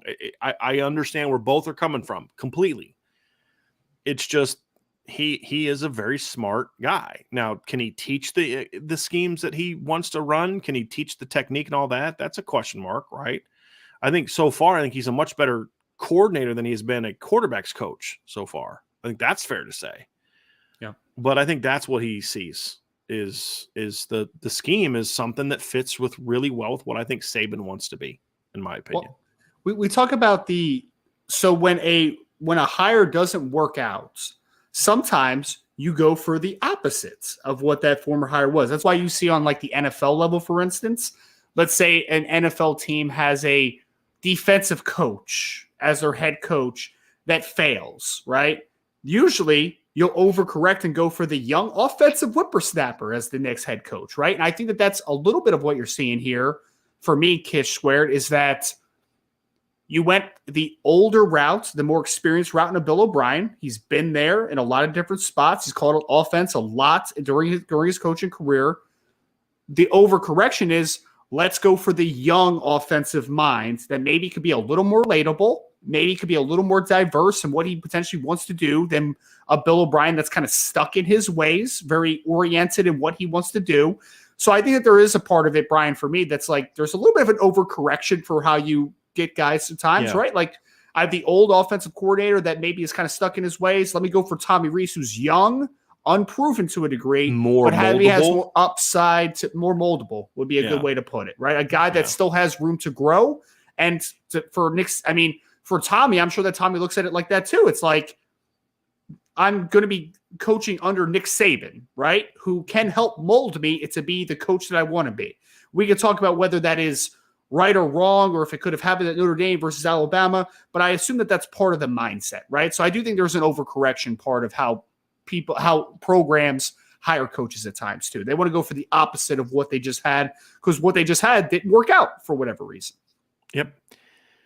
Here's another one here, and this is from Hawk Strongest. If Chip was to be hired, would that be a blessing for Tyree? Another Chip Long question from John A1. If Chip Long gets hired back by Notre Dame, what would some of the hurdles be for him and Marcus Freeman? So take that first one. Hurdles are just a perception. Yeah. The character assassination that happened to him when he left. And some of it was, like sometimes things happen to you and it's like, was it fair what happened to you? No. But some certain things you did led to that, right? Where they could take what you did and use it against you in a way that they attacked you. So I think Chip needs to learn from those things, believe that he has, but it would be a big perception thing, very big perception thing. So, yeah. Yep. Yeah. I mean, I would agree. I mean, anytime that things don't end the right way from an outside perspective, I mean, you just have to work through and you have to reveal some of the truth, right? And no matter what the truth is that comes out, like if Chip Long came back and they kind of dispelled some of those rumors, right, Brian? There's still going to be some people from the outside perspective that are going to be like, nope, don't believe you. You got to show me, right? And that's fair. Like, let's show them then at that point. So I think the hurdles are the perception from the outside is more than what is the internal situation, right? Mm-hmm. So is there any hurdles for Marcus Freeman? Like, I wouldn't say so, right? I mean, well, like I think it would just be the perception. You know, you hired a guy that had a negative perception, and that's on you. If it doesn't go well, that's on you. So, as far as would it be good for Chris Tyree? I mean, Chip was the coach that recruited Chris Tyree. So yeah, he would want to use him, but I would think so. Yeah. I mean, Chip ideally wanted to use multiple backs. He was working with, I mean, keep in mind the backfield he was working with in 2019, where, you know, they had a pretty good offense that year, set a school record for points. His backfield was Tony Jones, Jafar Armstrong, and Jameer Smith. Right. I mean, think about what he's working with now. So there'd be that, but I think they'd probably have to miss on some guys at the top to get Chip, and that's kind of where I think it would be for that. But yes, it would be good for Chris Tyree. Irish Blooded said, personal preference. Do you think it matters if the OC is an ex-head coach versus an up-and-coming coach? And that's kind of what we discussed earlier. I don't think it matters. No. If all things are equal, give me the guy with the experience, but it's only if all things are equal. I couldn't care less if an offensive coordinator has been a head coach at some point. Like, I just want a guy that knows how to call a football game. Like, if that's Jason Candle, that's been a successful, college coach for the most part at Toledo. If that is a Sean Lewis who has not been quite as successful of a college head coach, whether that is a Andy Ludwig who's 58 years old and has never been a head coach on the college level, that doesn't matter to me. I want a guy that is a really good offensive coordinator, right? Like, that's the end all be all. Can a guy call a game? Can a guy get the best out of his players around him? Can a guy recruit? Can a guy fit into the offensive structure? That's what I care about. I really don't care about the head coaching side of it. Like, that doesn't matter, right? Because that's not the job he's being asked to do now. So it doesn't really matter for me in that regard. Other question from Irish Blooded. He says, when you look at OC candidates, how long would you expect to keep a successful in here before they look at other positions such as head coach or going to the league, et cetera? I mean, I think you always hope to get 2 years out of a guy at least. But honestly, somebody said this to me. They were making they were talking about Joe Brady, and I'm just using Joe Brady as an example. They said, I don't know if I'd want Joe Brady. So why? What if he leaves in a year like he did at LSU? I said, look, I'm going to tell you right now. If Joe Brady comes in Notre Dame and leads Notre Dame to the national championship, I don't give 2 rips if he leaves after that. I do not care.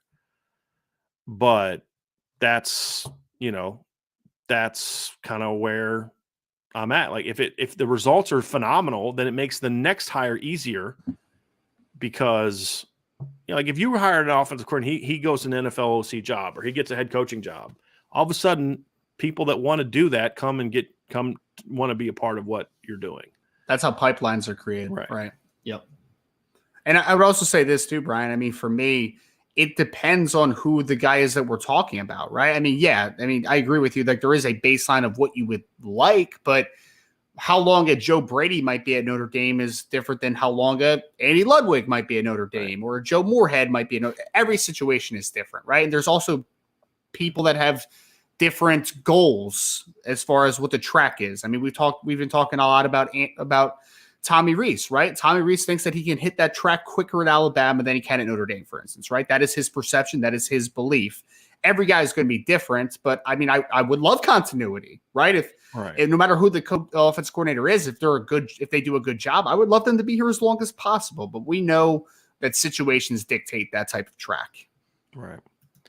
Next question from E-Week 2. I don't know what that says. Joe Moorhead would be, I don't know. Joe Moorhead could be a home run, but he might take Notre Dame a little out of their comfort zone with heavier RPO style, but that could be exactly what's needed to elevate the program and the QB position. I don't think he's taking Notre Dame out of their comfort zone. That was what Tommy Rees wanted to do. Yes. I mean, I think that Moorhead would take Tommy Rees out of his comfort zone if they coached together, right? That would be different. Which is why I wanted Tommy Rees to work under him in 2020, because I thought it would be a great learning experience for him. It would make him a better coach.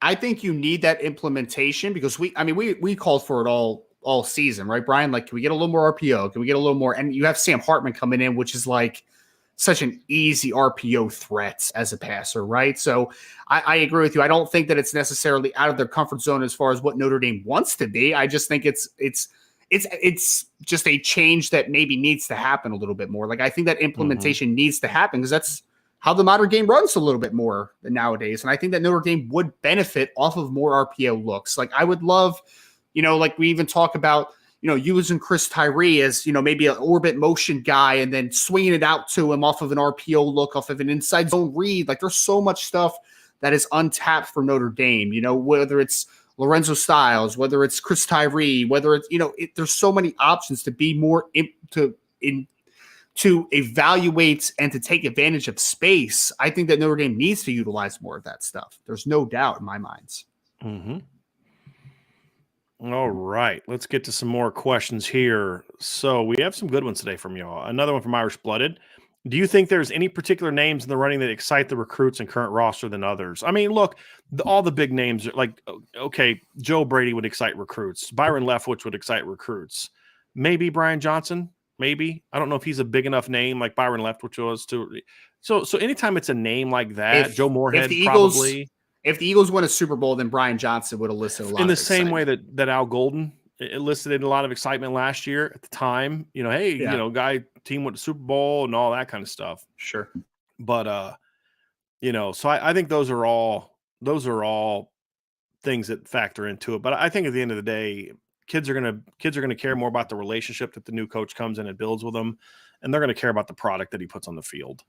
100%. That's what it matters. I mean, that's actually what it boils down to.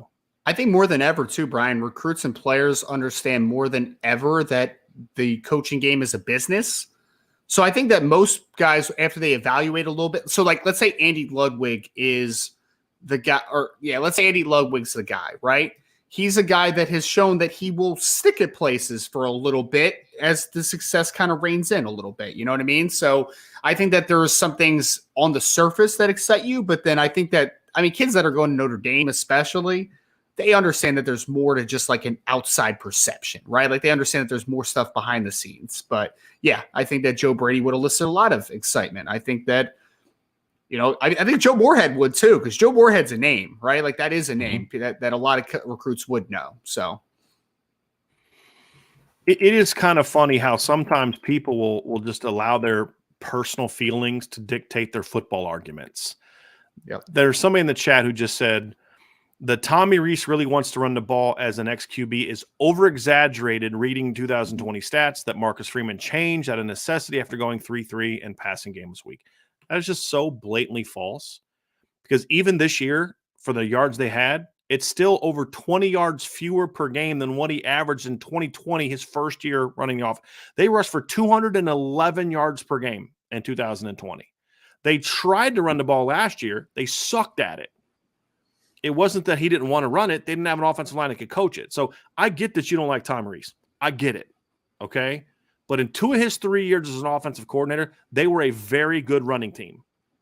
They were a Joe Moore finalist for the in 2020 because they ran the football. So I understand you don't like Tommy. I get it. That's totally fine. I'm not trying to argue that with you. But if you don't like Tommy, at least be factual with the things you're going to say. Because now when you make really silly arguments like that, it's not even like a football discussion. Because we could have a very legitimate conversation about the job Tom Rees did the last 3 years. You can point to the points per game were down. There was an inconsistency. It seemed to, did they really have an identity? They ran duo too. There's a lot of things we could say, but when you're going to say he didn't really want to run the football, there's literally no basis for that, because the next comment was, well, look at what they did with Jack Cohn passing the ball. When Jack Cohn got hot late in the year, throwing the football, is when Notre Dame's run game got better. So you could look at what they did down the stretch of the second half of the year, but the fact of the matter is in the last 5 regular season games last season, they ran for 296, 150, 249, 212, and 169 in those games. They rushed for, 14 touchdowns in those 5 games down the stretch last year, right? In 2020, as I said, they averaged over 200 yards rushing per game. So you can't tell me that you believe that When you tell me that, you're just really telling me that you personally don't like Tommy Rees, which is fine. You don't have to like him.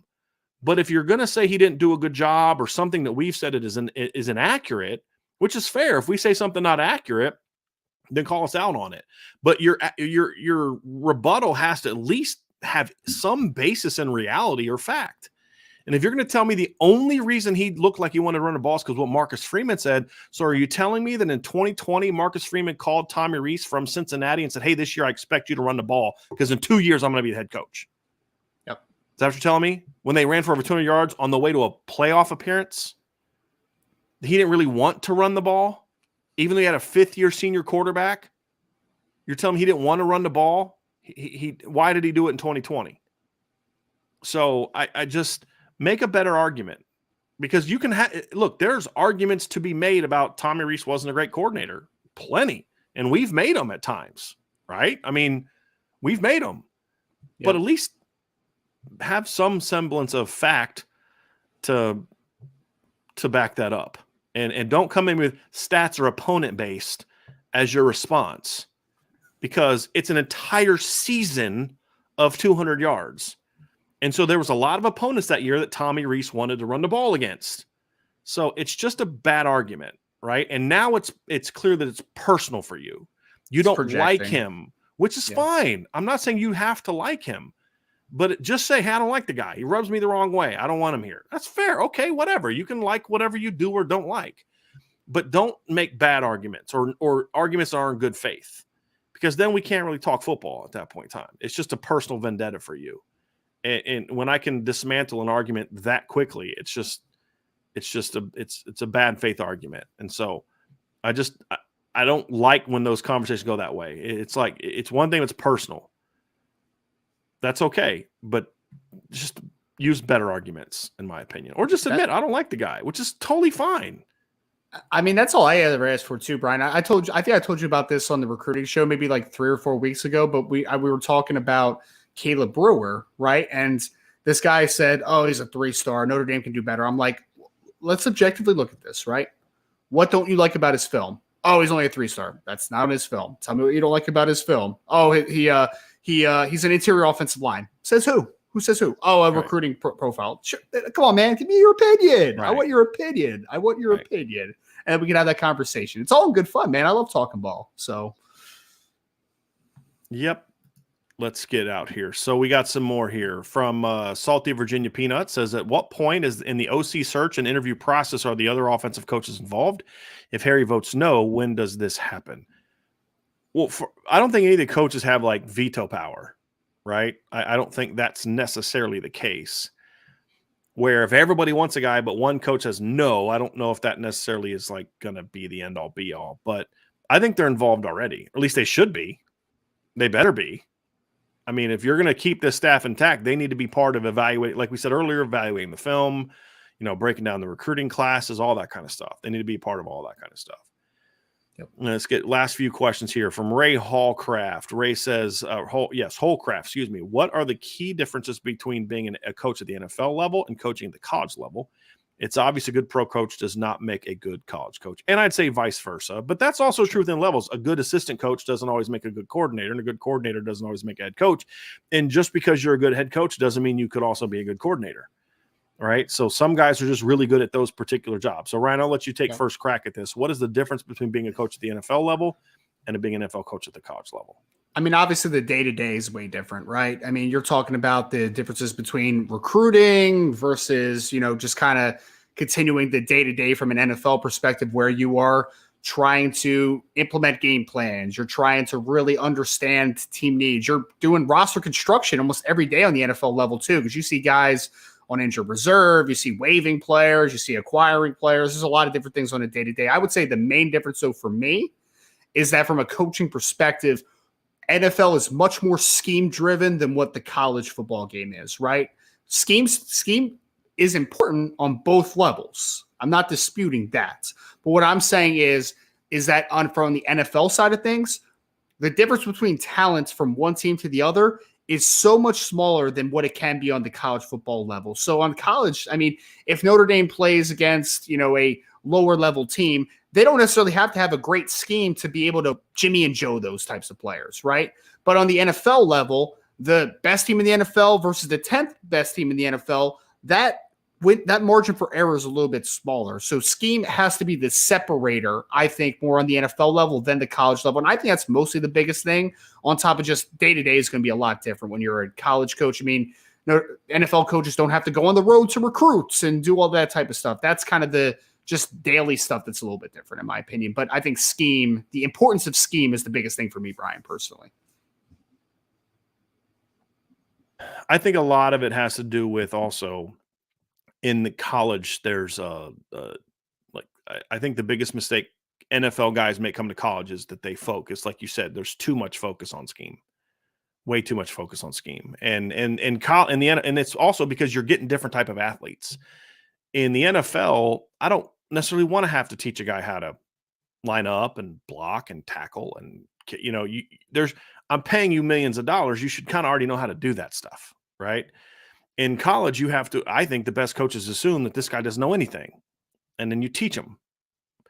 And I think that's what Charlie Weiss's big mistake was. Charlie Weiss was successful for 2 years when he inherited a very veteran team that already knew how to line up and block and tackle and catch and do all those type of things. And then once that group was gone, and the roster was built on players that were his guys that weren't taught those things, they sucked. And they had very talented teams that didn't come anywhere close to being their full potential because he didn't understand the importance of how to teach guys how to line up and block and tackle and just be fundamentally sound football player. It was always about scheme. Well, it worked from an 05 and 06, and that's where Charlie got it wrong. He miscalculated. It's like you already had Ty's staff did a good job of teaching guys how to line up and block and tackle. They just weren't very talented, and the scheme was bad. It can't just be fundamentally sound in a terrible scheme. You're still going to suck, right? It has to be, you have to be well coached fundamentally, but then you also have to have schemes that are allow you to be efficient, allow you to be aggressive, allow you to be explosive, and all those type of things. It's just you have to understand that the volume has to be there's a peak to where you've got to make sure you don't go past it before you start to have negative returns. And it can be a hard balance to find, and every team is different. What may work for one team you coach, the next year, when you lose your 3-year starting quarterback, you can't do as much. And those are the things you have to understand. And in the NFL, it's a little bit easier because when you lose a guy, you replace him with another veteran who you expect to already know those things. And so it's a much more basic game when it's done right. Yep. And basic doesn't mean that you don't have complexity and creativity and all that. That's not what I'm talking about. It's just also the other thing too is, kids, well, some schools, kids have to go to class. There's limitations on the amount of time you can work with them. There's a whole lot of things. And for me as a coach, it's like the attractive thing about the NFL is so I can basically take, it's like almost like a school teacher. You can take a few months off. Right. I mean, you're there, you're working, but it's not the same. It's not the same grind. Exactly. You're not on the road recruiting like you are in college. I mean, sometimes, honestly, for some coaches in college, it's like you're relieved when the season starts because you're not on the road all the dang time and dealing with recruiting all the dang time. It can definitely be a release. And I would say this too is something that we didn't talk about as much. When you're a college coach, you're dealing with 18 to now, I guess, 24-year-old kids when it used to be like 22-year-old kids, right? But in the NFL, I mean, you're dealing with grown men, right? You're growing with grown adults. So how you interact with the players is also a lot different. You know that you could be sometimes in the NFL level, you could be harder on a guy a little bit, right? Because they're a little more mature. They can take that type of stuff. The college game, I think that it's a little harder to really just kind of I think it's just the ability to talk to people and to understand the different ages of players that you're talking to a little bit, Brian, right? I think that there's some things that you can say to an 18-year-old that you're not going to say to a 28-year-old, right? And vice versa, very much so. So I think it's also understanding that it's a completely different population of people that you're dealing with in that situation as well. Right. All right, let's get to these last few questions here. We do have a super chat here from Michael S. They should just consider an experienced, successful college OC who's gone through the rigors of recruiting, teaching, and play calling over an experienced pro OC who hasn't had to deal with the constraints of college. I mean, that's fine. If all things are equal, Michael, then sure. Like if all things are equal, talent, intelligence, fit, all that stuff, and you give me a proven successful college coach or a proven successful NFL coach, for me, Ryan, for this job, I'm taking the proven college coach. So sure, but that means you would have turned down Todd Monken, right? And so that's the thing is, in theory, Michael, I don't have a problem with what you're saying. It's never that simple because there's always different circumstances, right? And you can say, well, Todd Monken had also coached in college, very fair, but he came from the NFL. And so to me, it just depends. I mean, I'd say in theory, I agree with you, but okay, but let me see what specific coaches we're talking about. What's the specific scheme that this coach is running or whatever. So that's why I say if we're going to grant that all other things are equal, fits the same, schemes the same, experience is the same at those particular levels, all that stuff is equal. You know, what we think he'll be as a recruiter and all that kind of stuff. Sure. Give me the guy that's done it in college over the guy that's done it in the pros. Sure. I'll go with that, right? I mean, so, and Michael, thank you for the super chat, but so in theory, I like what you say. It's just not, it doesn't always play out that way because different coaches would create a different circumstance. For example, like there's some NFL schemes, Ryan, that would make somebody brought up Kyle Shanahan. That system would make a much smoother transition to college, in my view, than, somebody who's coaching under the John Gruden tree, right? Or some of these other really complex 13, 15, 18 words to get a play call in, those type of things, that it's going to make a much smoother transition than that, right? And that's why I say I just would need more context to say specifically, but in theory, I'm comfortable with this comment in theory. Yeah, I am too. I would say this, I think that there is a very distinct differentiation between what makes a guy a really good NFL coach and what college coaches. But there is a certain level of, or a certain number of coaches that can succeed at both levels, right? So I don't necessarily want to just put every guy in one bucket or one guy in the other. Like there are some guys that are the exception to the rule, but I think for the most part, right, like college game is a different animal than the NFL. It's different. I mean, we talk about the recruiting aspect, we talk about the day-to-day stuff, but yeah, sure. I mean, I would love an experienced, successful college offensive coordinator who's been there, done that, understands how to set a practice plan and understands how to create a game plan.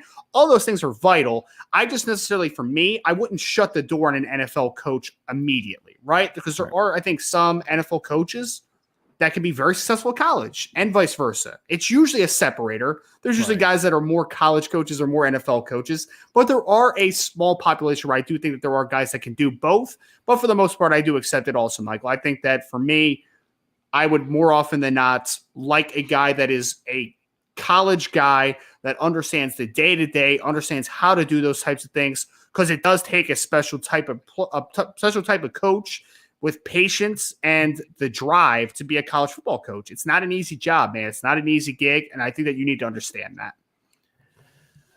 I want to make sure I'm clear. I'm someone who is always a little skeptical when I hear about an NFL guy coming back to college. Which is understandable. I am. So what you're saying, Michael, speaks to my bias. I just feel like we have to also say, but that doesn't necessarily mean it's true for every coach with that resume. So it's what makes it interesting and also challenging. It's not easy to just, this guy had these stats there and you bring him over here. We've seen this. How many times, Ryan, have you seen this in the NFL and college where a guy has great results and he goes to another place and you're like, wow, this is terrible. Like Rick Trickett had this great reputation as an offensive line coach. Yeah. And he goes to Florida State and it's a disaster. Did he forget just the fit wasn't right? Right. Yeah. And that's the thing is you see guys that have success some places go to another place and they just don't have the same success.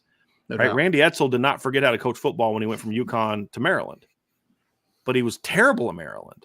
Tom O'Brien did not forget how to coach football when he went from BC to North Carolina State. It just was a bad fit for those particular guys. Other people have made similar leaps.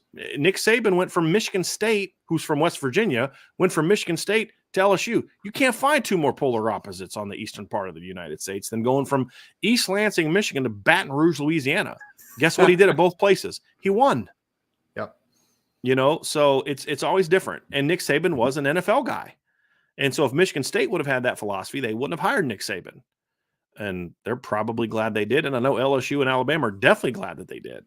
Yeah. Because he proved that he had the chops. Those guys that can do that type of movement are pretty rare. I mean, I think like Urban Meyer was like a Utah, Florida, Ohio State guy. Like those guys are kind of few and far between, right? I mean, to your point. So Yeah, I think that's a great point, is that not everybody is going to be successful, not even on a single level, but also there's the demographic that they're working in, the population they're working in, the cultural differences. I mean, it's such that I think that's what makes this decision so fascinating too, is because when you look at the board of some guys that we talked about that could potentially be in contention for the Notre Dame job, so many different types of people, man, so many different types of cats with different backgrounds. It's going to be fascinating to see just who fits, because I think you have just such a difference in experience levels, location, where they NFL guys, some guys that have been strictly in college. Like, there's just such a wide range of coaches on the board right now, which I think is going to make it the most exciting to see who ultimately is the guy at the end. Last couple here from here we go. Here's one. Ludwig or Moorhead would be a definitive upgrade and great splash hires. Anyone else would be no splash, and we'd have to wait and see if it's an upgrade. I think that's way too simplistic. First of all, I don't think Andy Ludwig would be a splash hire. I think most fans have no clue who Andy Ludwig is. And most He'd be a great hire. Right. Yeah. He'd be a great hire in my opinion, but it's not splashy. Joe Moorhead would be a splash hire with some, but not others. We've already seen some people say, oh, look what he did at Akron this year. Okay. Right. So I don't think it'd be for everybody.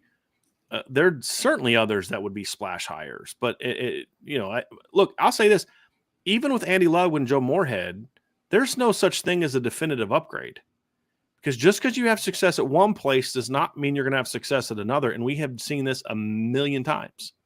Yep. We have seen coaches that were really good at one place and not be good at another, or at least not be as good as another. And, like you made a great point. Like, okay, Urban Meyer won everywhere went. Steve Spurrier had great success in South Carolina, but even there, he wasn't as good as he was in Florida, but he was still really good. Right. Yeah. Yep. But he's a legend. He's one of the greatest to ever do it. Nick Saban was able to win titles in multiple places. There's a reason not many people have done those things, because like Dabo Swinney, Dabo is at the perfect place for him. Dabo would be a disaster at Notre Dame. He'd be a disaster at USC. Be pretty good at Alabama. I mean, if that, you know what I mean? Like, he'd fit in there. Not every coach is built to have that success everywhere. He's a Southern guy, man. That's right. That's where very he excels. Country. And I don't mean that disrespectfully. I just, that a Southern twang sell. That's right. Yeah. It won't sell in certain places. It just won't. Chip Kelly was an excellent coach at Oregon, and not a bad coach with the Eagles. Right. Before he self-sabotaged himself, man. He was actually doing a nice job the first 2 years, and then he wanted too much control. And then it's just like that. And then, but he was really bad with the Niners. Right. Yes. Yep. Did he forget how to coach football, or were there other things that kind of went into it? Right. And so that's kind of my point. And like Jim Harbaugh, you may hate Jim Harbaugh and he's a weird, quirky dude, but here's the thing you can't deny. Jim Harbaugh's literally won everywhere he's ever coached. Everywhere. At a very high level. And, like the last 2-year run at Michigan, okay, yeah, that's much better than they were doing in a couple years before. But this is a guy, Ryan, who even early in his career at Michigan was doing well. I mean, go look at his for 10-3, 10-3, 8-5, 10-3. He's coached in 2 Orange Bowls, a Citrus Bowl, an Outback, or 2 Citrus Bowls, an Outback, a Peach Fiesta. Right, the guy's had 3 top 10 finishes. He's had 5 top 15 finishes in 8 years, and that was in Michigan. He took over a terrible Stanford team, and then in his last year there, they ranked 4th and went 12-1. He took over a San Diego team that was just not very good when he took it over. They weren't terrible. They were not very good, and went 7-4 in his first year, and then went 11-1 in his next 2 years. And then with the 49ers, he went to the NFC Championship, 3 years in a row, right? And then made a Super Bowl. Some guys are just that way. And Ryan, completely different parts of the country. Yes. I mean, San Francisco and Stanford are nothing like, Michigan, which is a little bit more blue collar. Now, of course, universities are that way. Yep. But if you know anything about Jim Harbaugh's politics and his views on culture, he's not a fit in San Francisco or Palo Alto, right? But he was still successful because he stayed in his lane and he knew how to coach football. Mm-hmm. And so, but not everyone's like that. And that's why I say there's no such thing as a surefire upgrade.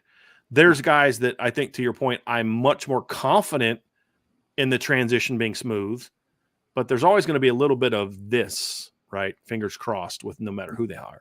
Some guys I'm just crossing more.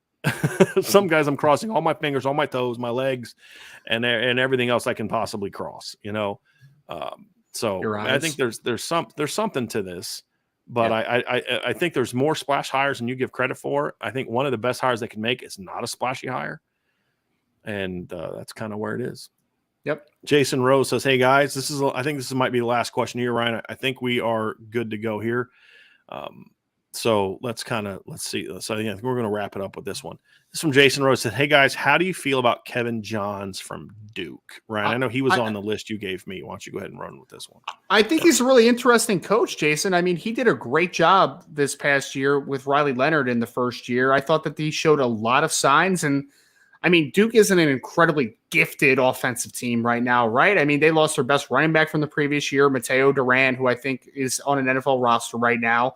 Their wide receivers, I mean, like Jordan Moore is a solid little player. Like they don't have a ton of talent, though. But when you look at it, I'd say, quarterback development is a thing that we've talked about a ton, right? He showed in this past year that he could develop a quarterback pretty quickly. But I think that the thing that holds me back from fully buying into Kevin Johns, because I'd like a lot of what I saw, is that you just haven't seen a ton of it, right? I mean, like I want to see what year 2 looks like under Kevin Johns at Duke. I want to see what year 3 looks like. So the track record isn't incredibly long, but I really did like, Brian, personally, what I saw in year 1 under Mike Elko. I thought that Kevin Johns did a really nice job, and I think he's a coordinator to keep a close eye on over the next few years. I'm just not a big fan, to be honest with you. And yes, I can say this. Look, Ryan, you are completely correct. He did a very good job this year at Duke. And we talked a lot about what he did. But number one, he's 47 years old, so he's not like a young up-and-comer. And he's been a coordinator for over a decade. He's been a pass game coordinator for even longer than that. And to me, I didn't love what he did at Indiana. He was at Western Michigan for a year when they were pretty good. He went to Texas Tech for a year. Wasn't that great. He went to Memphis for 3 years, and their offense by the time he left was abysmal. So I think he's more of I'll say this, he'd be a guy that I'd be more intrigued by as a quarterback's coach than I would be as a coordinator for me. But yeah, this year was good, but I need to see him do it more, especially when you look at how bad it was in Memphis before he left. Because you're talking about him now. Again, part of that maybe you want to blame that on your head coach or whatever the case may be, because I don't think they made a very good head coaching hire. Sure, that's fine. We can talk about that. But to me, I didn't think that it was necessarily a great job. I mean, just let's look at the numbers at Memphis. His first year there, he was there from, I think it was 19 to 21. Let me look up Kevin Johns' resume again. Just give me 1 second, Ryan. Yep. I think he was there from 19 to 21. And I just want to look at that real quick. So, correct, 19 to 21. So if you look at his first year there, he took over a team that averaged 42.9 points per game. His first year there, they averaged 40.4. Not bad, right? The next year they dropped down to 31. I'll give you a pass. It was the COVID year. The next year they dropped down to 30.1, and we're 6-6. I mean, it's a big drop off for a team that was averaging, 42.9, 45.5, 38.8, and 40.2 in the 4 years prior. So I think that's kind of a big drop off. And, so those are things that I look at, Ryan. I just say, look, he was good, but he's not, great. They were okay in his year at Texas Tech. They were okay his year at Western Michigan. I mean, that 8-point drop off from the year before, but they lost Zach Terrell. They lost their head coach. I mean, so I'm not going to necessarily completely bang him for that. Sure. But there's a longer track record there. And I didn't love what he did at Northwestern either. There's just a longer track record there that I don't love. But some guys evolve. Perfect example, Greg Davis at Texas early in his career was a 21 personnel, pro style, play action. I mean, you could probably talk to Matt Sims about this because Greg Davis coached his brother, Chris Sims, at Texas. And they could just never beat Oklahoma. And it was 11 personnel or 21 personnel and pros. And then what they did was they got this Vince Young kid and they said, we got to change. And Greg Davis went from being a old school pro style 21 personnel coach to a spread coach. And he was much better. Not only did he have success with Vince, but they were even better for more years when he had Colt McCoy. Yeah. Right. So coaches can evolve and change. And sometimes that, hey, man, I've always been this guy, but man, I just picked this offense up and it's phenomenal. That may happen. Right. And so I think those are the things I look at, Ryan. I say, maybe that's happened with him. Maybe there's some things in the modern game that he just really likes, or maybe if he's in the right fit, boy, he can really thrive. Right. So I'm curious to see what he does this year. I am. I'm very curious to see. Yeah. Well, and that's my main takeaway is that, like, I loved a lot of what I saw this year. I mean, I talked about the Riley Leonard thing already, right? But I do want to see year 2, what year 3 looks like. I want to see the maturation, because I'll say this, Brian, you are sitting here with a gold mine with Riley Leonard over the next 2 years. You do, because, I mean, what you saw from him as a redshirt freshman was really impressive stuff. But I need to see if does he improve in year 2 under Kevin Johns, right? Does he improve in year 3? Because I think that when I look at Riley Leonard, I'm like, at talent-wise, that kid could play in the NFL, in my opinion. Like, I think he has that type of skill set. But does he get better now is the next question. Right. Or did you fall into a really good quarterback that fell into your lap? Right. Right. So, yeah. Absolutely. I want to bring this up from this right here. He says, this is the guy that brought up the question earlier about Ludwig being a splash hire. And I think you're missing what my disagreement is. He says, I just love that Ludwig would bring the Utah bully ball to Notre Dame, and that's what I'd love to see as the Irish's personality, a team that is going to bludgeon you into submission every Saturday. Don't get confused with me saying he's not a splash hire with I don't think he would be a great hire. I've said multiple times, if it's up to me, if Marcus Freeman said, hey, Brian, give me your 4 candidates, I promise you that if he was interested, Andy Ludwig is in my 4 finalists. I promise you that. And somebody else would have to prove something to me, because he has a lot of what we talked about, right? If I haven't got the experience, great. He has a proven track record of being better, of teams being better under him than they were before and after him. He checks all the boxes: experience, quarterbacks. His coach, he doesn't only coach quarterbacks, which I actually think is important. I want to see that he's actually coached multiple positions, because I can tell you as a young coach, coaching running backs and receivers for me, my first 2 years as a coach, was a tremendous learning experience for me, because I had to see, okay, as a quarterback, I can draw up a play that may work, but then as a receiver, but dude, I can't teach that route to be run that way in that timing. I've got to understand pass blocking. I've got to understand all these things. It was such a great lesson for me. And he checks that box as well. So to me, he checks all the boxes, man. It's just, all I'm saying is the vast majority of Notre Dame fans have no clue who Andy Ludwig is. And a lot didn't know until we brought him up. Now they've done their homework since we brought him up, and they seem to like it, right? But it's not a splash hire. Meaning the moment he's hired, you're not like partying the streets and stuff like that, like a Joe Brady would, for example, or a Byron Leftwich would with some. Actually, I was surprised with some of the negative pushback on Byron Leftwich. Maybe that wouldn't be as splashy as we thought, but Joe Brady would, right? Yeah. And so that's my thing is I don't want you to misunderstand my pushback. My pushback is only about the perception that outside that people that not in this show would have, because there's been 600-700 people in this chat the whole time. There's a lot more than 700 Notre Dame fans that would have a reaction to this hire. Yep. Right. And that's all I'm saying is it's not a splash hire. If that is the hire, you're going to hear nothing but praise from us. Well, for me, I speak for Ryan, but for me, you're going to hear nothing but praise. It's just not a splash hire. That's all I'm saying. It would not be that, oh my God, everyone in the, every recruit in the country wants to come play for Notre Dame now because he's there, like it would be if, like, let's say a Joe Brady came. That's my point. And I think, just to reiterate a point that you just made, is that I saw that he had a comment, or they had a comment, I shouldn't assume, right? But they had a comment that, any football guy knows how good Andy Ludwig is. You very well might be right about that. Well, my point, though, is to add on to Brian, is that, but do recruits know Andy Ludwig, right? Do the players on the roster right now, do they know anything about Andy Ludwig? Does the national perception know anything about Andy Ludwig? Because all of those things do matter. You can act like they don't matter, but they do. They do. When it comes to sitting down with recruits, that matters. When it comes to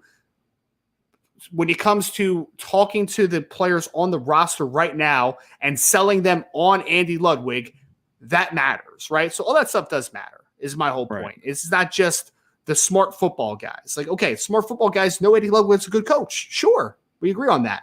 But that's not the only demographic that matters. The whole scope doesn't matter. It matters. Right. Now, I think that goes away once he starts coaching.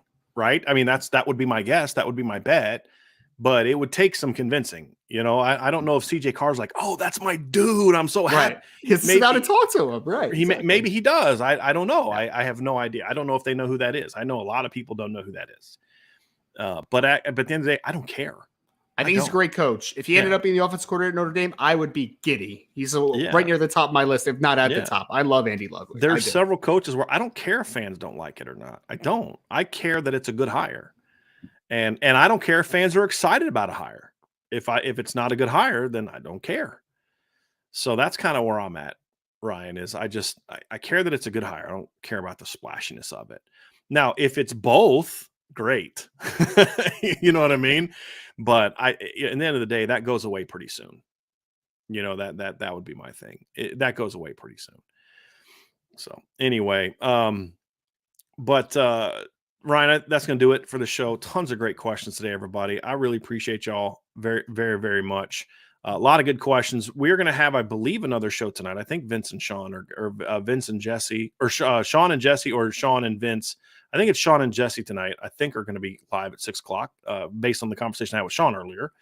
So they'll be live tonight at 6 o'clock on the IB Nation Sports Talk channel. Make sure, folks, before you leave, hit that like button, hit that subscribe button, hit the notification bell, share this podcast, sign up for the message board at boards.irishbreakdown.com. Have a great, awesome rest of your day, and we will talk to you again on the Irish Breakdown Podcast.